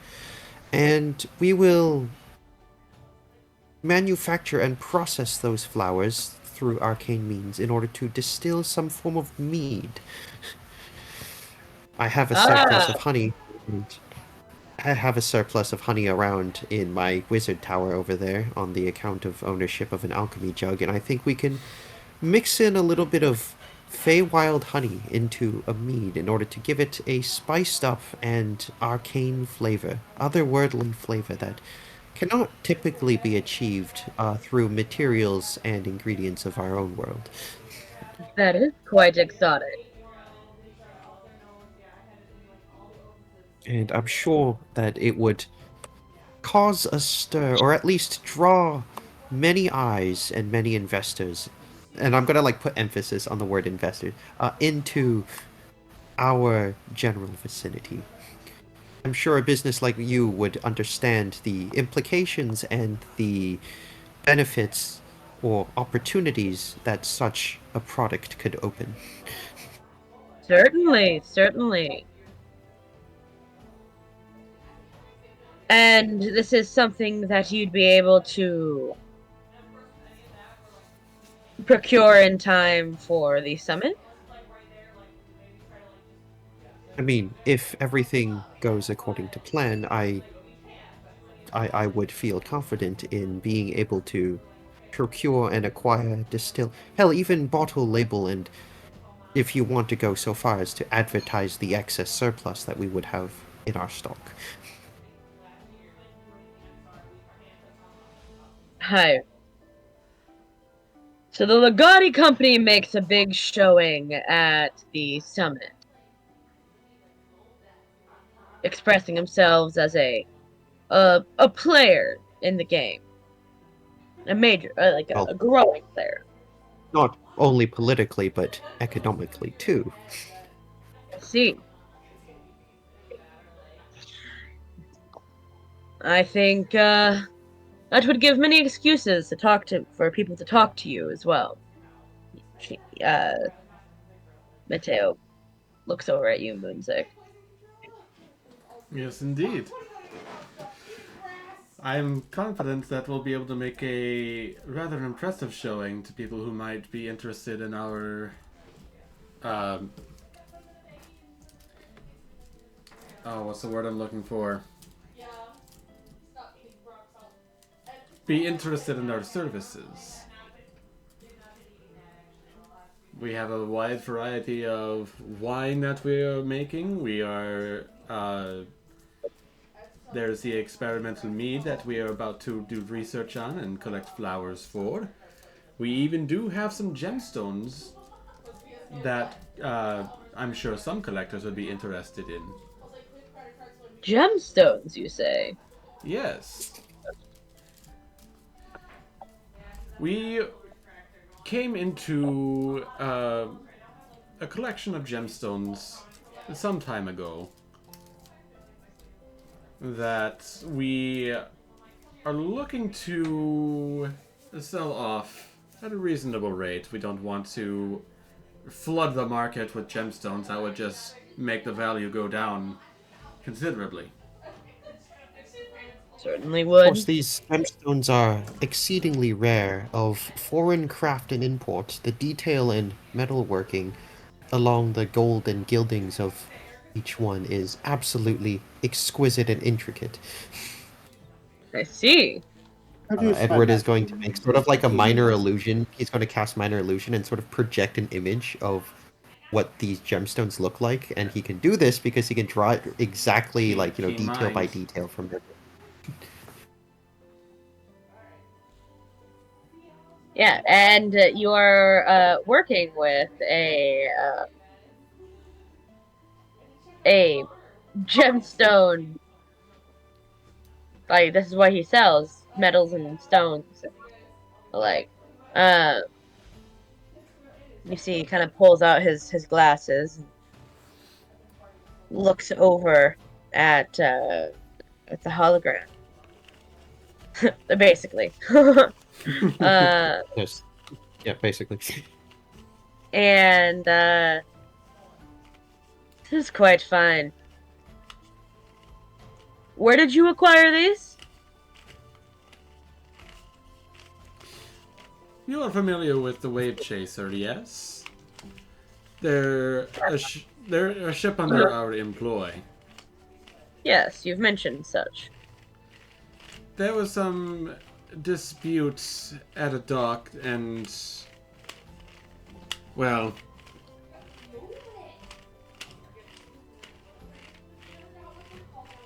suffice it to say that because of this dispute, it kind of worked in their favor, and to for the other party to not have any legal troubles brought upon them, they offered the gemstones in compensation. Ah, classic. Can I make an insight check to see if Mateo is suspicious? Or, like, if Mateo's just being courteous because he doesn't want to know where they're coming from, if this was to make him money? Sure. Flavor. Okay. Flavor. 17. With a 17, you can tell that he genuinely does not care where you got these ships from. Like, he asked because it's, like, something that you do, but, like, he doesn't care. Not really. It's a professional Like, standard. Yeah, like, Courtesy, professional courtesy. he's not going to question the source of these, if that makes sense. Yeah. He doesn't. Okay. He's not questioning the validity of your story. He's not like in. He's just curiosity. Okay. So he doesn't currently know that there's something else going on, but like, so he believes what you said.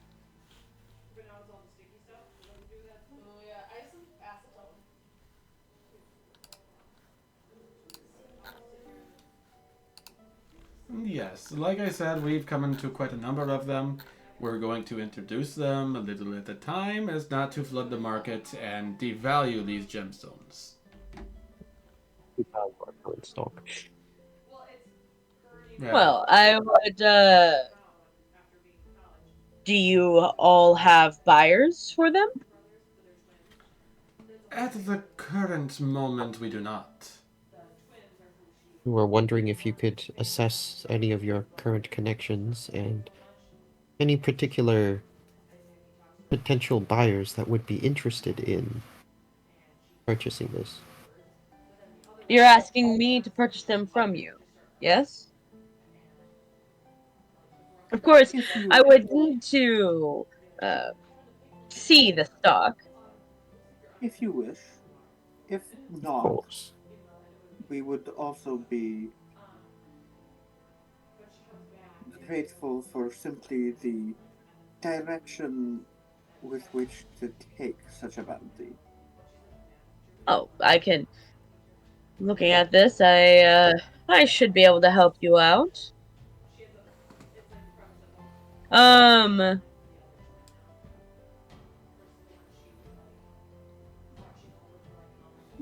You would be able to bring me a sample, yes?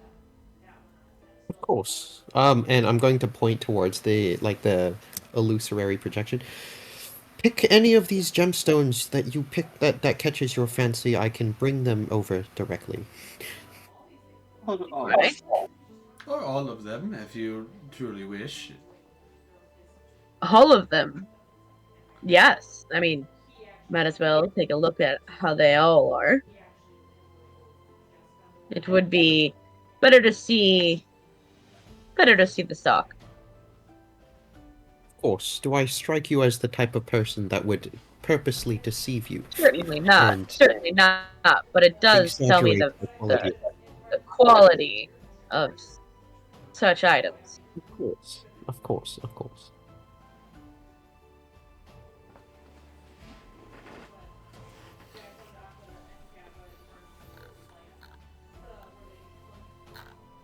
Out of curiosity, what is on the dinner table tonight? Uh, So how is the dinner? tonight you are all enjoying a meal uh, of lamb chops. Yes, Uh, steamed lamb. yes, the classic.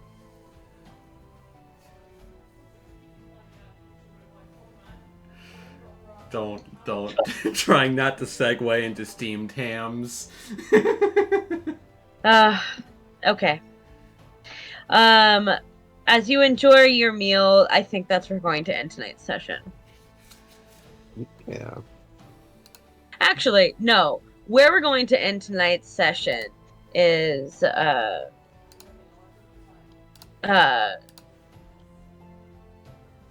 having just received your field guide from the library of magical and mystical plants of the Feywild. Ah, so As you find your way back in Nicodranus this time for fun, including Isla, oh, just for fun. And we'll pick that back up next session. wonderful. Okay. That'll expedite our preparations for the Yeah. for the excursion then. Yeah, skip the awkward small talk for the beginning of the next session. All right. Well, thank you all so much for watching the video today. If you like what you see here, consider following me on Twitch and Blue Sky. The links will be in the descriptions below. My Facebook page is no longer, it is still up, but it will not be regularly upkept. Go follow Blue Sky instead. Otherwise, drop a like here on Facebook, leave a comment if you have anything to say, subscribe if you want to see more, and recommend me to your friends if they like Dungeons and Dragons. Thank you all so much for watching, and we'll see you in the next video. Have a good night.